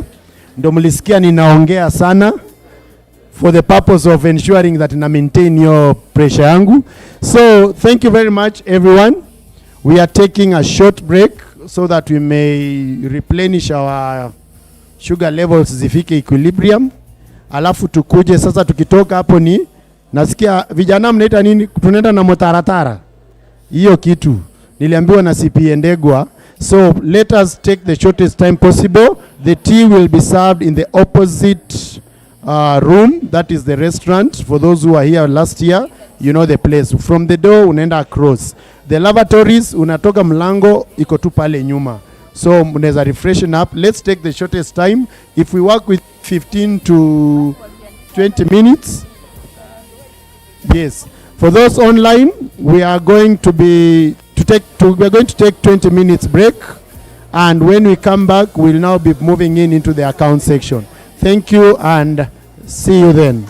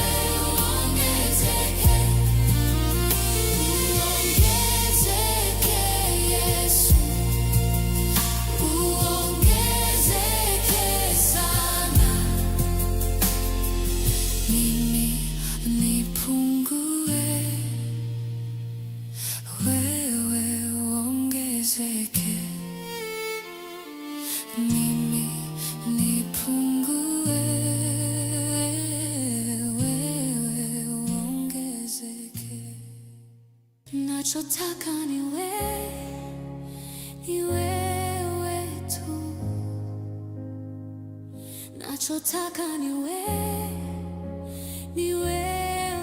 tu, haja ya moyo wangu ni Yesu tu, haja ya moyo wangu ni Yesu tu.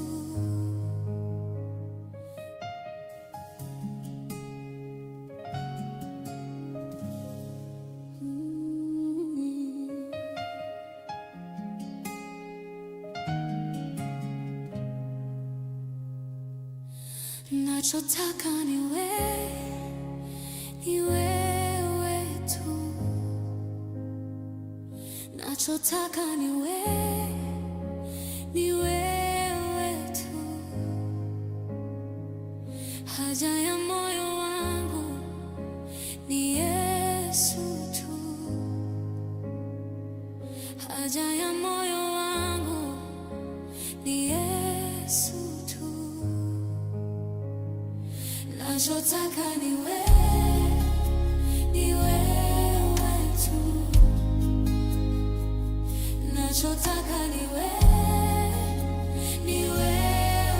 tu,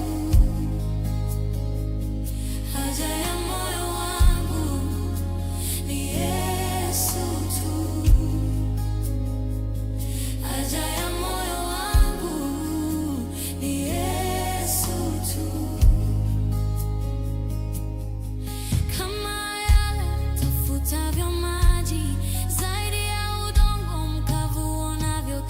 Tone la maji, ulivyo nafsi yangu nisiposema na wewe, ulivyo moyo wangu nisiposhiriki na wewe.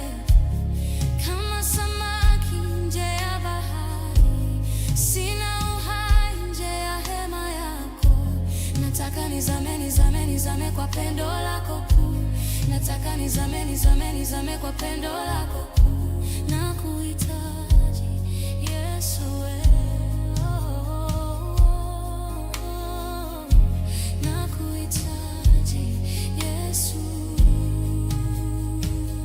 nachotaka ni wewe tu, nachotaka ni wewe tu, haja ya moyo wangu ni Yesu tu, haja ya moyo wangu ni Yesu tu. Nachotaka ni wewe tu, haja ya moyo, nachotaka ni wewe tu, haja ya moyo wangu ni Yesu tu, haja ya moyo wangu ni Yesu tu.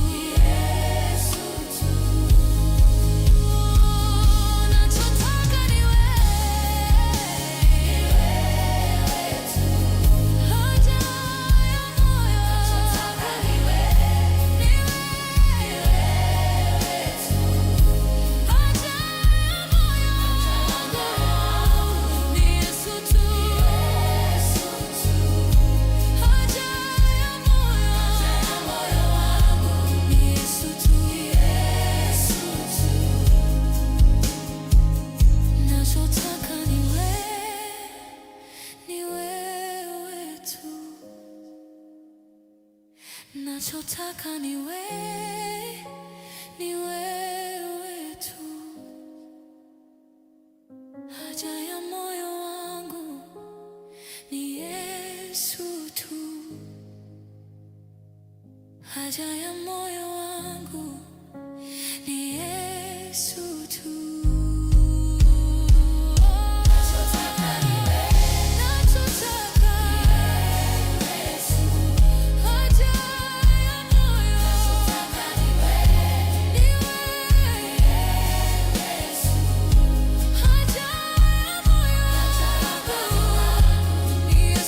Yesu tu, haja ya moyo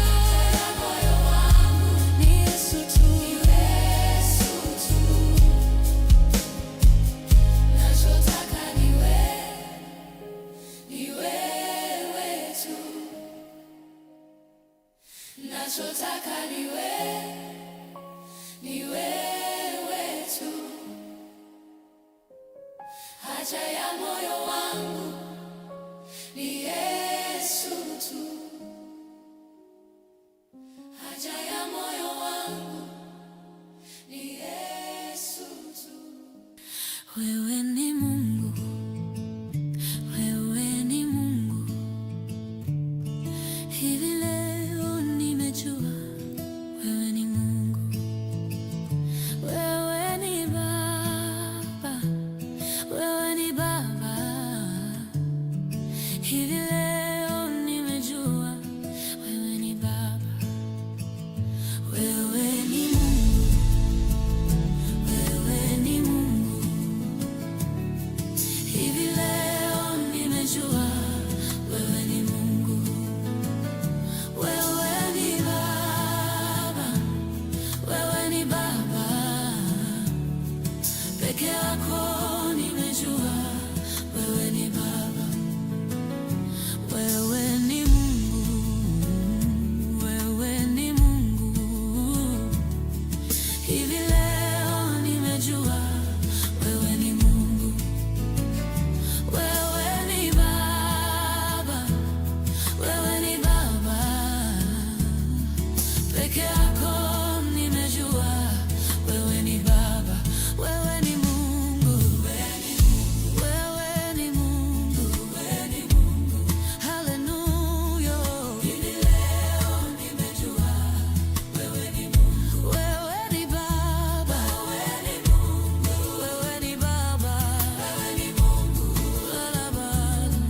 peke yako nimejua wewe ni Mungu, wewe ni Mungu,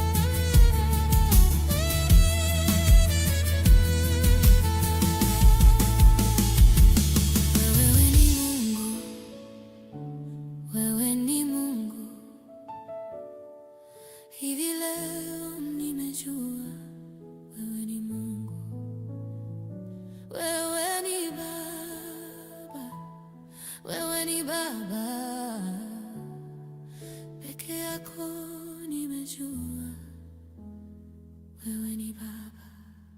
Umeweka wimbo kinywani mwangu, Bwana niziimbe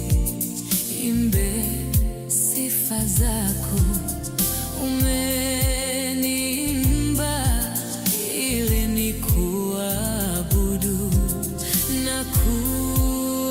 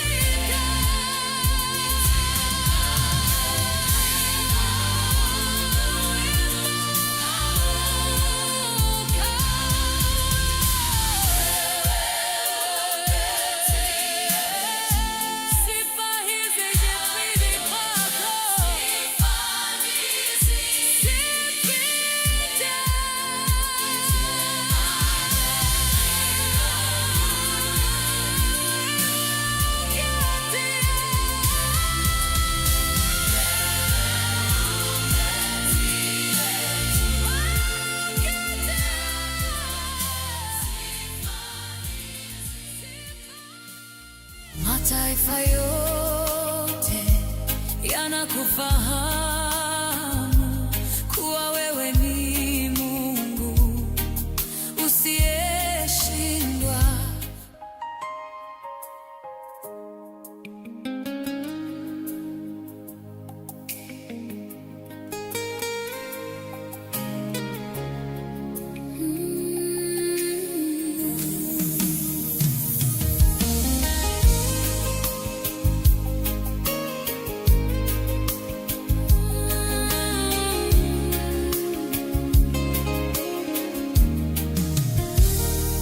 Mataifa yote yanakufahamu kuwa wewe ni Mungu usiyeshindwa.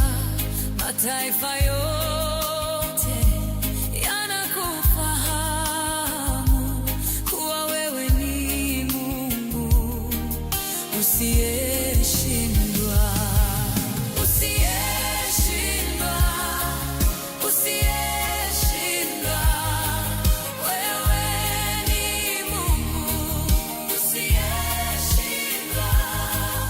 Usiyeshindwa, usiyeshindwa, wewe ni Mungu usiyeshindwa. Makabila yote yanakufahamu kuwa wewe ni Mungu usiyeshindwa. Makabila yote yanakufahamu kuwa wewe ni Mungu usiyeshindwa. Usiyeshindwa, usiyeshindwa, wewe ni Mungu usiyeshindwa. Usiyeshindwa, usiyeshindwa, wewe ni Mungu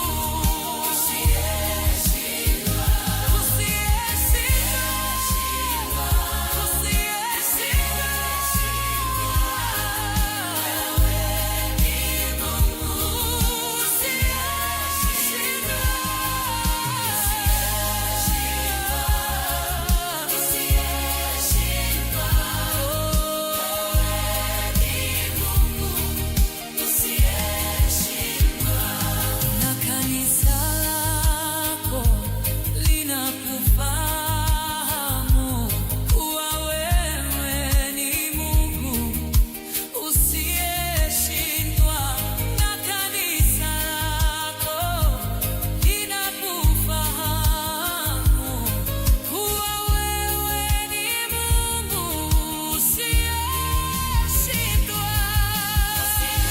Usiyeshindwa, usiyeshindwa, wewe ni Mungu usiyeshindwa. Usiyeshindwa, usiyeshindwa, wewe ni Mungu usiyeshindwa. Usiyeshindwa,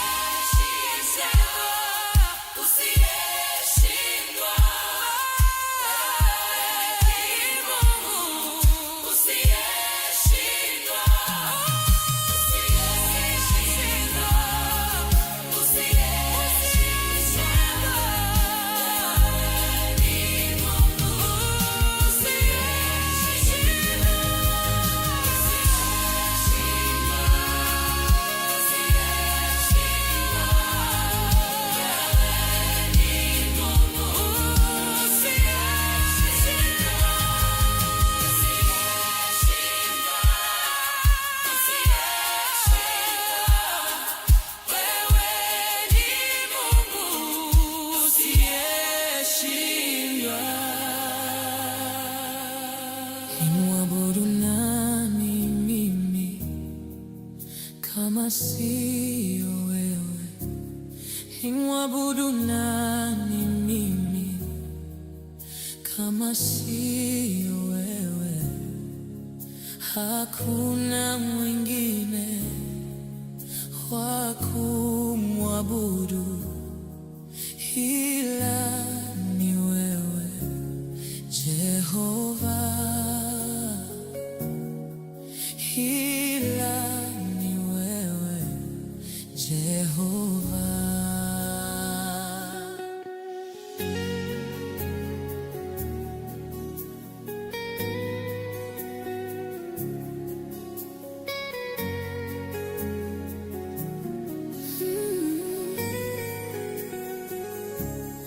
Nimwabudu nani mimi kama sio wewe? Nimwabudu nani mimi kama sio wewe? Hakuna mwingine wa kumwabudu ila ni wewe Jehova, ila ni wewe Jehova. Nimwabudu nani mimi kama sio wewe? Nimwabudu nani mimi kama sio wewe? Hakuna wengine wa kumwabudu ila ni wewe Jehova, ila ni wewe Jehova. Nimwabudu nani mimi kama sio wewe? Nimwabudu nani mimi kama sio wewe? Hakuna wengine wa kumwabudu. This isn't just any chat, it's ClickUp chat. Sure, you can tag your team, ask questions, and even drop an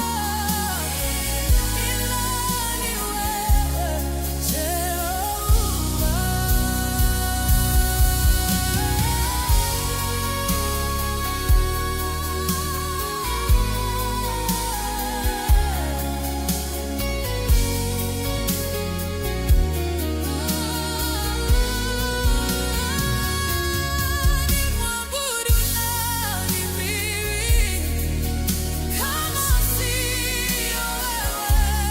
Nimwabudu nani mimi kama sio wewe?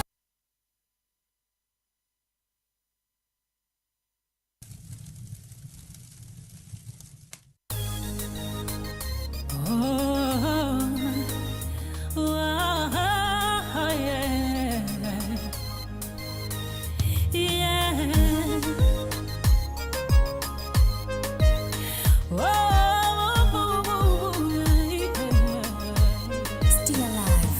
Mienendo yangu na tabia zangu zikupendeze, kuvaa kwangu na kunena kwangu kukupendeze.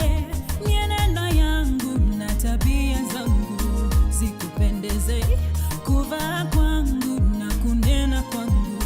Naomba nifanane nawe Yesu, niwe jinsi upendavyo. Nifanane nawe Yesu, niwe jinsi upendavyo. Niguze, nifinyange, unibebe, niunde, nitengeneze, niwe kama wewe, nikupendeze, nikupendeze, nikupendeze, nikupendeze.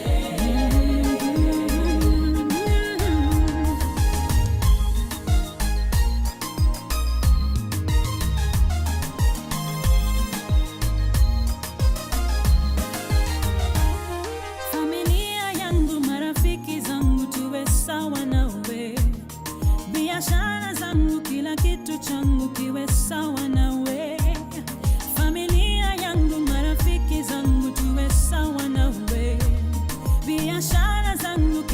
kitu changu kiwe sawa nawe, niguze nifinyange unibebe, niunde nitengeneze niwe kama wewe, niguze nifinyange unibebe, niunde nitengeneze niwe kama wewe, nikupendeze Baba, maishani mwangu nikupendeze Baba, familia yangu nikupendeze Baba, nikupendeze Baba, menendo yangu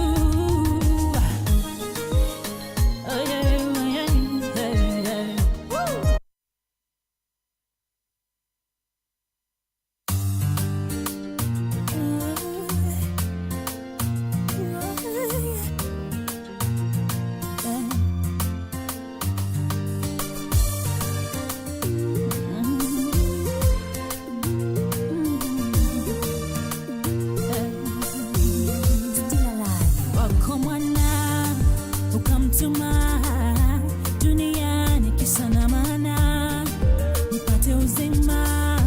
Jamani, wako mwana ukamtuma duniani kisa na maana nipate uzima. Jamani, ishara kwamba unanipenda zaidi, hivyo nishaelewa, sifa nitakupa zaidi,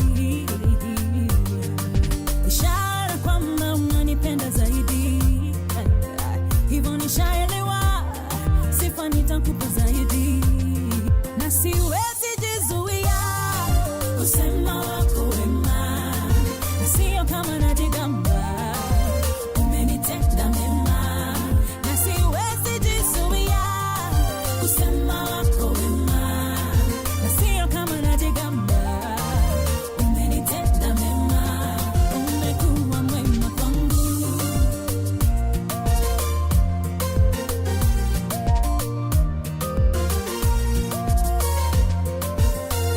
Umenitoa gizani nilipokuwa nimeshikwa mateka, ukanipa tumaini, kwako nikajificha.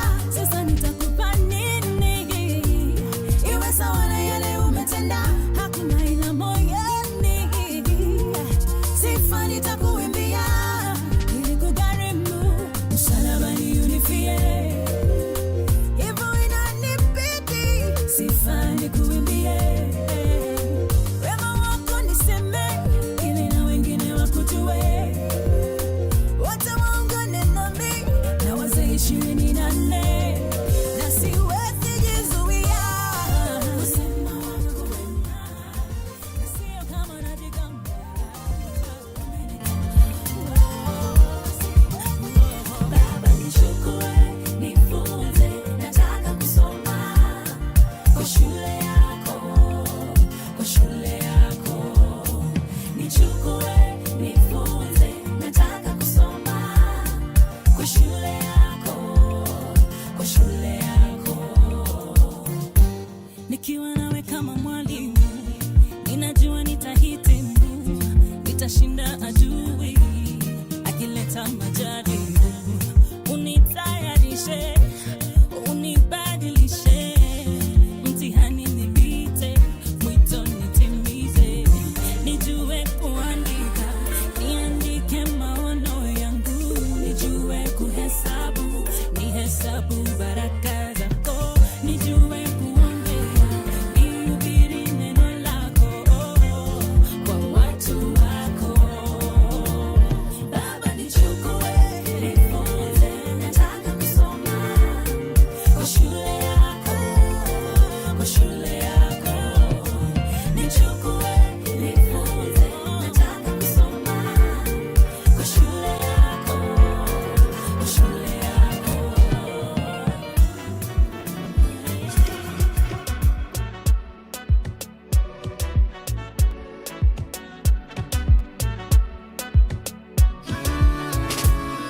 Hey Baba, Olodumare, my one and only, the giver of life, iko tunanapa. Nasimama cause uko na mimi, you never let me go. Mipaka mipaka yangu umeitanulia mbali. Even sky see your limit kwa ikibali. Hata haters wanashangilia kwa ndani, umewawinga oh. Sina kingine mimi najivunia zaidi yako Baba, maana niko tuli nimetulia, we unagabaya. Hata wale wananionea usuda, shabaha yao mbaya, watapataje mwamba umenifunika, ure watataya. Cause I know that you got me where you got me, you got me where you got me, Papa, you got me where you got me. That's why I never, never, never fall. You got me where you got me, you got me where you got me, Papa, you got me where you got me. That's why I never, never, never fall down. Iteleza baba unaniinua, hujanitupa wala hujanichukia. Kama ni toba zimejaa gunia, ukweli kwamba tu umenihurumia. Ningekulipa nini kama ungetaka nilipe jema moja moja, maana hata hii pumzi nayovuta hakuna dola ingetosha. Na kingine mimi najivunia zaidi yako Baba.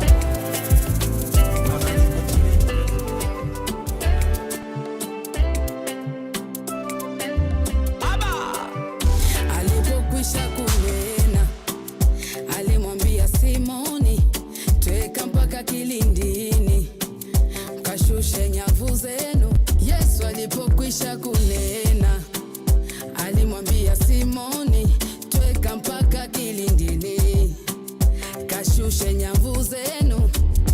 Bwana mkubwa, tumefanya kazi ya kuchosha usiku kucha. Bwana mkubwa, tumefanya kazi hata tusipate kitu. Bwana mkubwa, tumefanya kazi ya kuchosha usiku kucha. Bwana mkubwa, tumefanya kazi hata tusipate kitu. Lakini kwa neno lako nashusha nyavu, nashusha nyavu, nashusha nyavu, nashusha nyavu. Bwana kwa neno lako nashusha nyavu, neno lako nashusha nyavu. Yesu kwa neno lako nashusha nyavu, nashusha nyavu, nashusha nyavu. Neno lako Bwana kwa neno lako Yesu tuma neno. Najua nikiwa nawe Bwana nitasimama tena, hata nikilemewa wewe utanishika tena, hata vita inijie Bwana utanipigania. Watesi wajipange, Bwana utapigana nao. Hey, nimetoka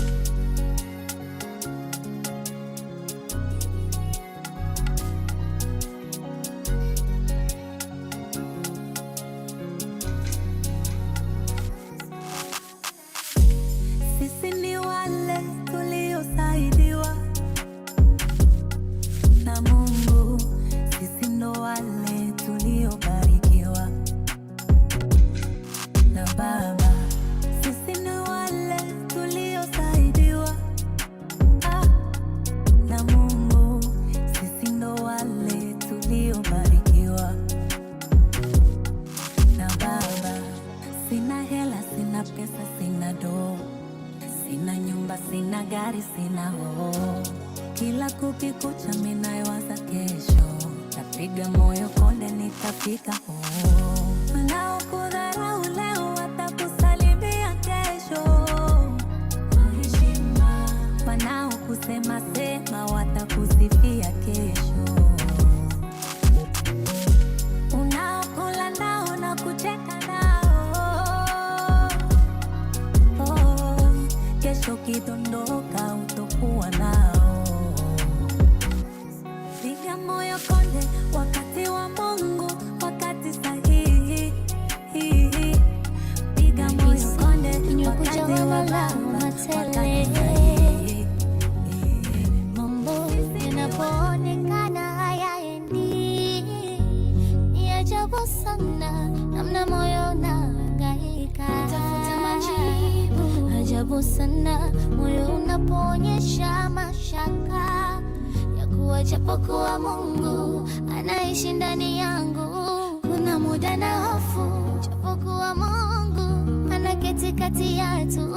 Kuna muda na hofu, nakumbuka wana wa Israeli katika bahari ya Shamu, japo walikatiza katikati ya bahari kwa ushindi.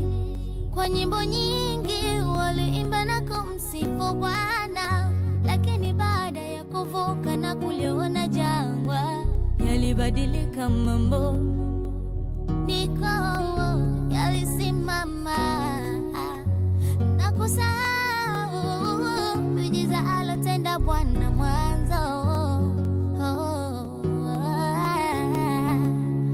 Mungu nisaidie,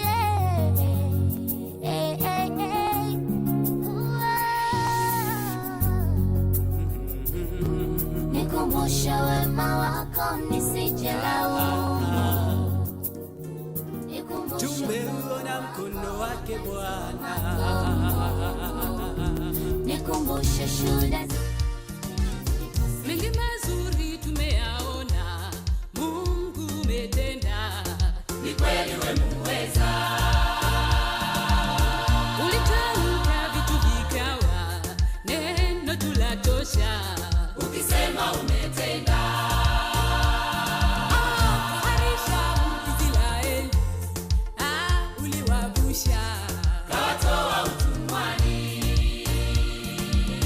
Watumishi wako umewapa yote waombayo, ikiwa umependezwa.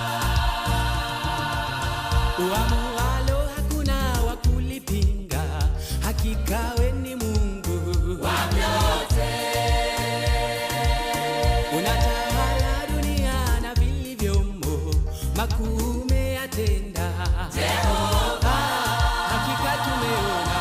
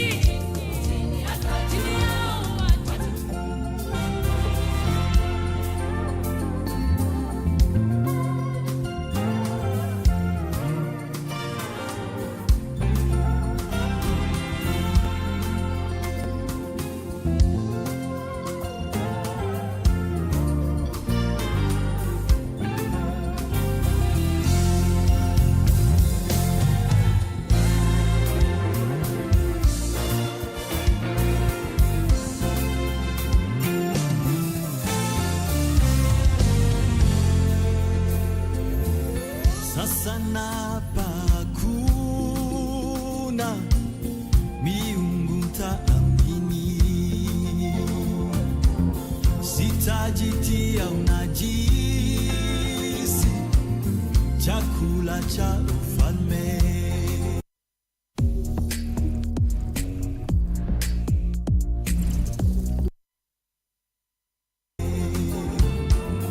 Na sitauza urithi wa wokovu anasa za kisasa. Nina uhakika waweza kuniponya, hata usiponiponya sitaabudu masanamu. Naelewa maji na moto nitapita, kwenye uvuli wa mauti nina wewe, sitaogopa kamwe. Mungu wangu wanishika mkono, wautuliza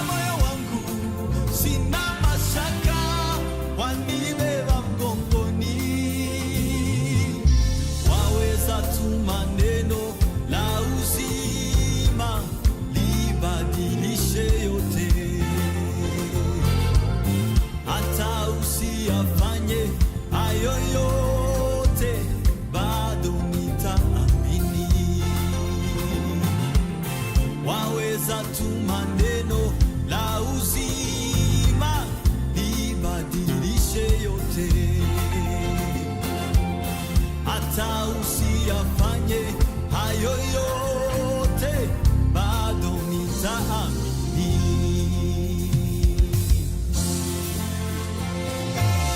Sasa napa hakuna miungu taamini, sitajitia unajisi, chakula cha ufalme, na sitauza uliti wa wokovu anasa za kisasa. Nina uhakika waweza kuniponya. Usiniponye wewe, hata usiponiponya sitaabudu masanamu. Naelewa maji ya moto nitapita kwenye uvuli wa mauti, nina wewe sitaogopa kamwe. Mungu wangu wanishika mkono, wautuliza moyo wangu, sina mashaka, wanibeba mgongoni.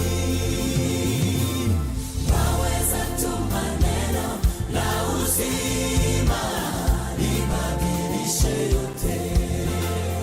Usiyafanye wewe, hata usiyafanye hayo yote, bado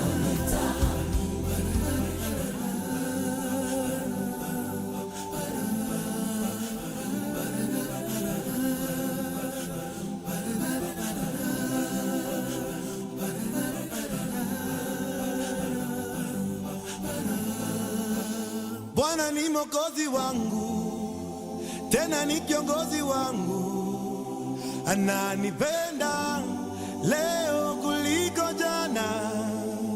Baraka zake hazikuishi, si kama binadamu abadilikie. Ananipenda leo kuliko jana, kuliko jana, kuliko jana. Yesu nipende leo kuliko jana, kuliko jana, kuliko jana. Yesu nipende leo kuliko jana. Sina kuomba Mungu uwasamehe, wangalijua jinsi unavyonipenda mimi wasingenisema. Na maadui wangu ninawaombe maisha marefu, wazidi kukuona ukinibariki. Ujue binadamu ni watu wa ajabu sana, walimukana Yesu mara 3 kabla jogoo kuwika.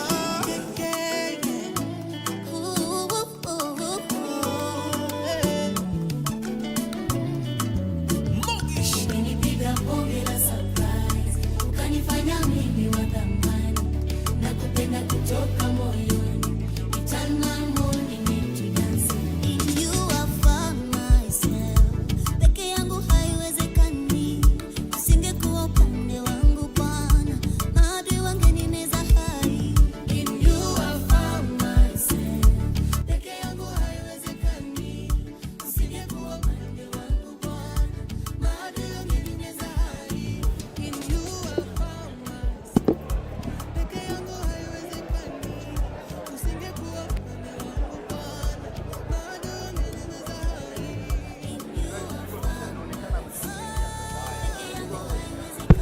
Hello.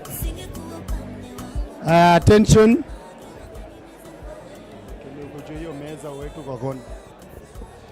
Those online.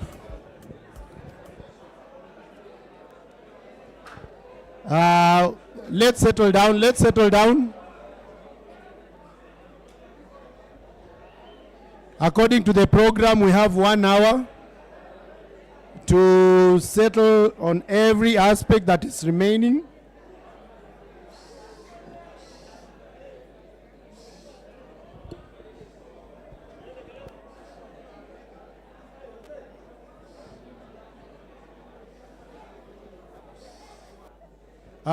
At the back, Kematu, Kimatu, ambia huyo mwenye ako kande yako tukuje hapa sasa.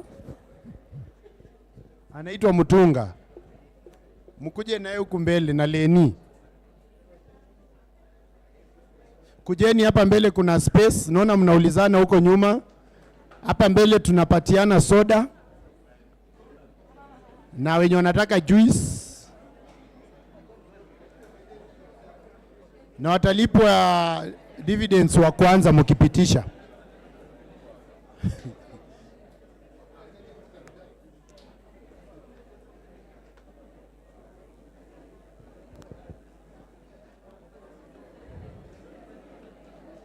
Let's settle down.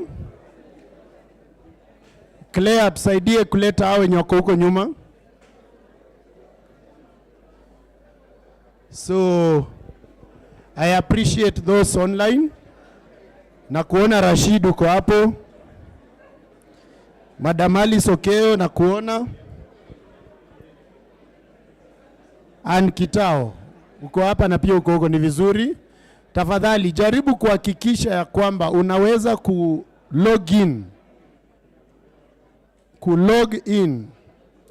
Tabitha, habari yako? Na kwa sababu election will be held online na kila mtu itabidi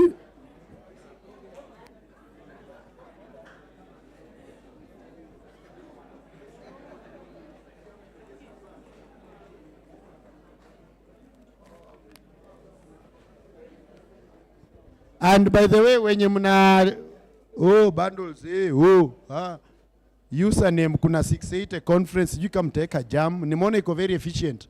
Maybe mkiingia itakuwa na jam but ni hiyo. Sipia nyingine inatumia the same password. Whatever unaona hapa ya Manzoni, password ni 680 Manzoni alama ya reli.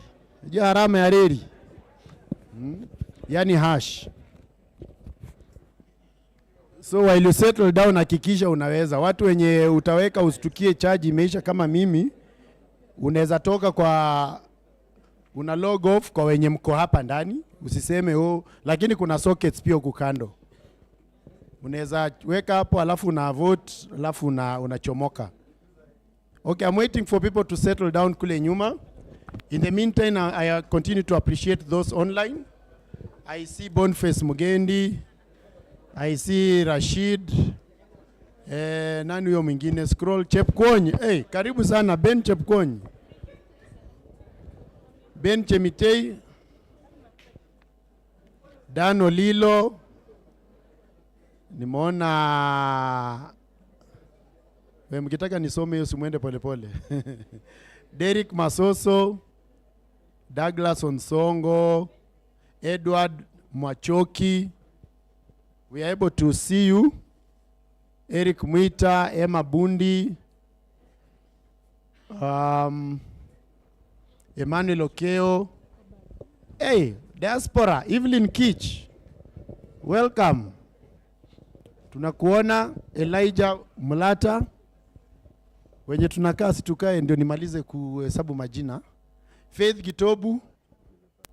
Naona Faith Bochaberi ako hapa ama huko? Uko online. Felicity tumekuona kutoka Mount Kenya. Mwatika nilikuona hapa.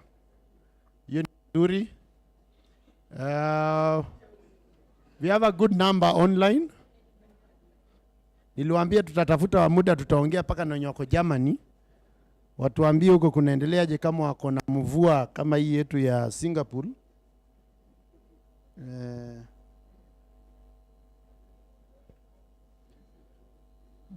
Bela Msima, najua huko kwa mtandao. Thank you very much. As I indicated earlier, tumebakisha 1 hour. Tunajipanga aje ndani ya hiyo 60 minutes. Si kwa kukua cooperative.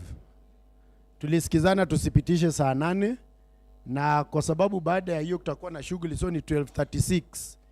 Tuende paka 1:36. Hizo zingine ni vote of thanks. So shughuli ndani hiyo 1 hour. So kulingana na cooperation yenu itakuwa between sisi na declaration of dividends. Sinu kweli? So let us participate. na kama maswali mengine yamejibiwa na mambo ambayo tumeongea hapo mbele, hakuna haja turudie, si ndio? Naona ni karibu hiyo AOB ni karibu tumemaliza yote, tumebakisha moja.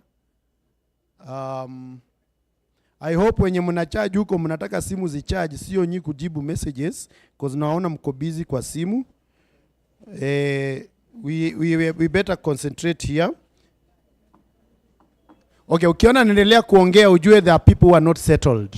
Wenye mko huko nyuma mmesimama, kuna spaces hapa, msiogope kuja tu, kuna hapa hivi space. Unaweza wacha simu, kuna sockets huku ukitaka kucharge kuja mbele, but kuna 1 2 3 4 5 6 7 8 9 10 11 12 13 14 15 16 17 18 19 karibu 20. Kwanza wenye wanakuja hapa uko karibu na air conditioner. Maisha hapa ni nywe. Pamba, umefurahia kwa hapo? Kama ni sawa ni sawa. Okay, moving on. We are moving to the next item on the agenda, and that is the presentation of the 2025 accounts, and budgets for the year 2026 will follow, and then we'll have the supplementary committee report. After that, tunakuwa sasa tuna hand over kwa cooperative officer ambaye atatuongoza kwa declaration of dividends, appointment of auditors, borrowing powers and election na resolutions. Sino kweli? So therefore, I ask our auditors to come forward. Wako na jina ngumu, watajiintroduce alafu ikuwe rahisi ndio tupate chance ya kusikia sauti yao. Sino kweli? Haya, na tukue alert vizuri tuweze kuonana.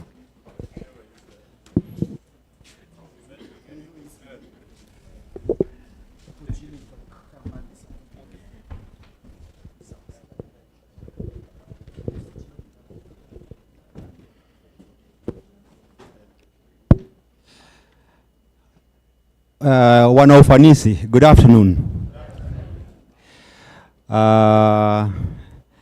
My name is CPA Daniel Ndambuki of Andrew Smith and Wilson. Andrew Smith and Wilson si jina ngumu. Ni Henry na jina ingine. Alafu Smith na jina ingine. Alafu Wilson na jina ingine. Wilson mwenyewe ndio huyu. So you're very lucky. You have the Muzungu Wilson here. But ni Muzungu wa Mount Kenya. So I think Ufanisi, I want to say asanteni sana for the trust you have in us. You gave us an assignment last year. You appointed us after a short break because we were here sometimes back. Then last year we applied and you considered us. We don't take it for granted. And we had a very long discussion with the board. Ours is to endeavor to improve your operations by giving value in our assignment. Yes, you'll be paying us, but even when you're paying us, it's not just about the money, it's a partnership. We work with you. In the last financial year, and hopefully this year, because we're still interested in working with you and working with you. Without taking much time, because I believe nimesikia MC akisema you only have 1 hour. I would want to introduce my senior CPA Mutero Wilson. Aseme jambo, alafu I invite Michael, CPA Michael Kisula, who will take us through the financials. Asanteni. Good afternoon, members, the board, and the management. Thank you very much for giving us this opportunity to present your financials for 2025. We are looking forward that you'll give us more years, the statutory years of 3 years. And we are happy, as my colleague has said, that my name is CPA Wilson Mutero, partner in charge of the audit. Thank you very much. Now I'll also ask my colleague here, CPA Michael Kisura, to present the financials for the members to see and understand what has happened. Thank you.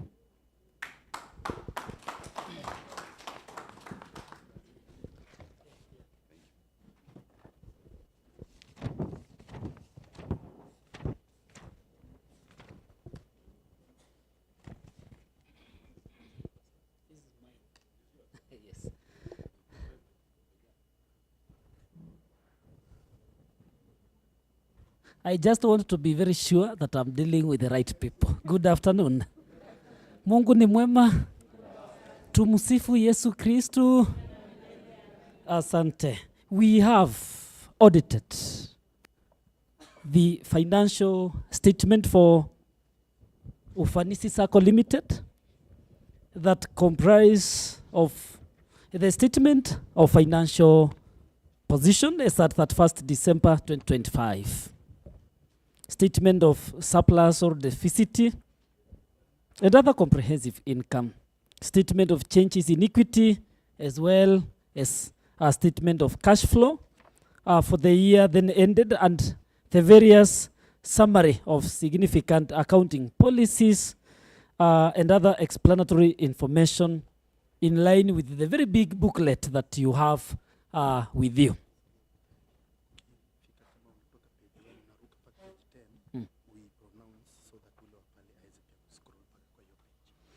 All right. In the interest of the person displaying these financials, although Treasurer, I'm dealing with the original document. I don't know whether they have the same. That is, I intend to take you through page 7 of 21. Thereafter, I will take you through page 8. Of course, with the assumption that you have the complete set of accounts, and then I can pick on one or two compliance concerns, and then finally I can take you through your, or rather the audit opinion. Thank you.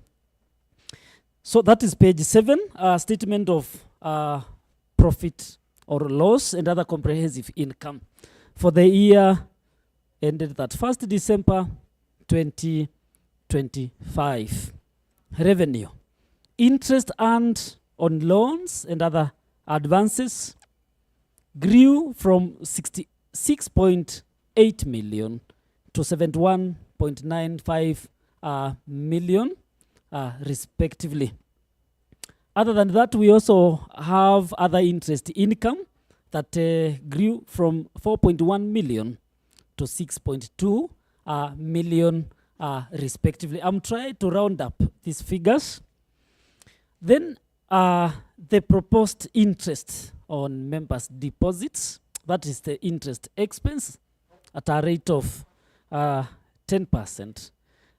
Again, grew from 28.0 million to 31.0 million respectively. Should you net off that proposed figure of interest on the deposits, then the society is reporting net interest income that has also seen a growth from 42.9 million to 47.1 million respectively. Dear members, other than interest-related income, we also appreciate other operating income, and during the year that almost remained the same at a figure of 3.6 million in previous year to a figure of 3.5 million in the year under study. In an aggregate, the total income reported is 50.6 million, up from 46.5 million in previous years. Dear members, that is just but a snapshot summary of the incomes that are, or rather will aid in the decision of the interest to be declared in this assembly. Having taken you through the income, then let us appreciate what was used to drive those various income.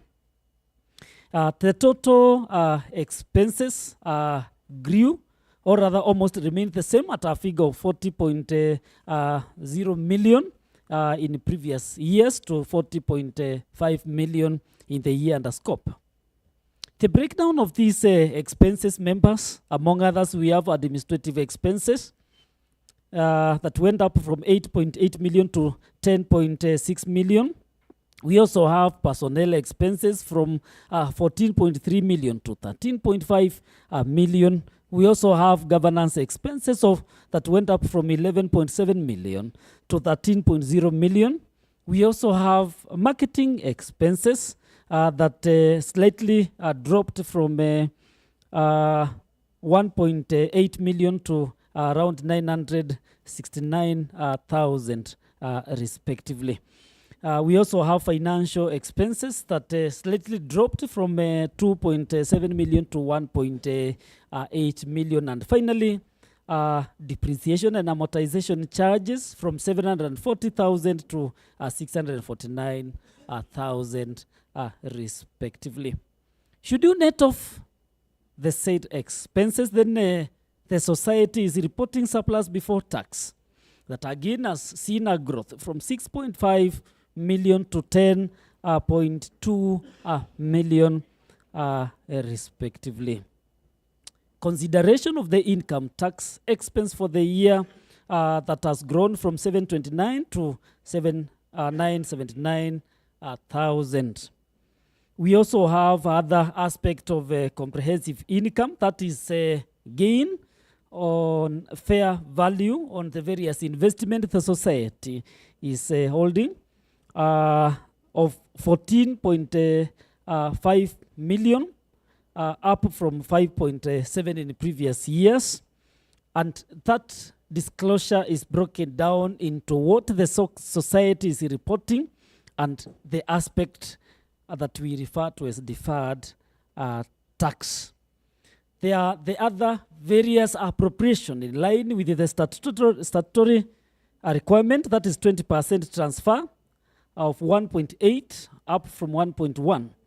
We also have a dividend that is made to be declared to members that has also grown from 3.5 to 4 million. And finally, honoraria that has gone up from 900 to 1 million. Thus, the total comprehensive income for the year has seen a good growth from a figure of around 179,000 to 7.6 million respectively. That is asante. Yes, that was just but a summary of how you performed in the previous year. And should you require further breakdown, then you realize that every other figure is supported by a point of reference in the various notes. Proceed with me to page 8 of 21. That is the statement of financial position for the year ended 31st December 2025. Dear members, your total assets have grown from 448.2 million to 474.2 million respectively. The various breakdown or the composition or other elements that are forming part of the assets, among others, we have cash and cash equivalent that has grown from 69.7 million to 71.3 million. We have trade and other receivables that has also grown from 5.6 to 8.3 million. Loans and advances to members grew from 356.6 million to 365.2 million. Investments from 13.2 million to 26.4 million. Intangible assets from 1.5 million to 1.2 million. And finally, property and equipment that went up from 1.6 million to 1.8 million respectively. Let us appreciate what was used to finance these assets. We have liabilities and we have shareholders fund. Under the liabilities, total liabilities grew from 349.7 million to 353.3 million.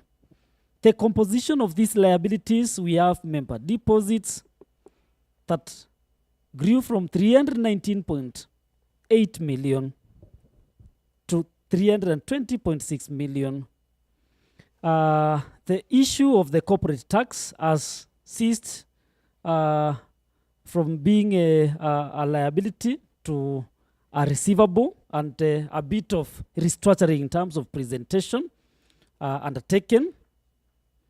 Then provision for the interest on members' deposits again grew, and just like articulated, from 28.8 to 31.0 million. And finally, trade payables and accrued expenses that went up from 800 to 2.3 million respectively. The last financial to these total assets, shareholders fund, that grew from 98.6 million to 120.8 million.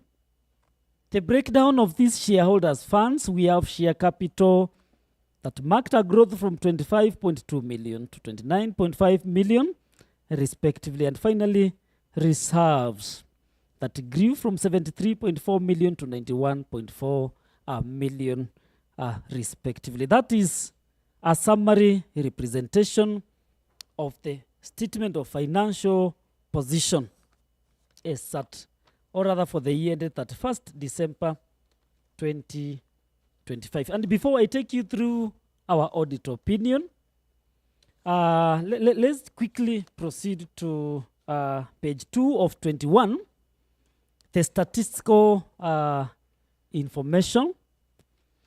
It is fair enough to report to these members that the society remains compliant to capital adequacy ratio.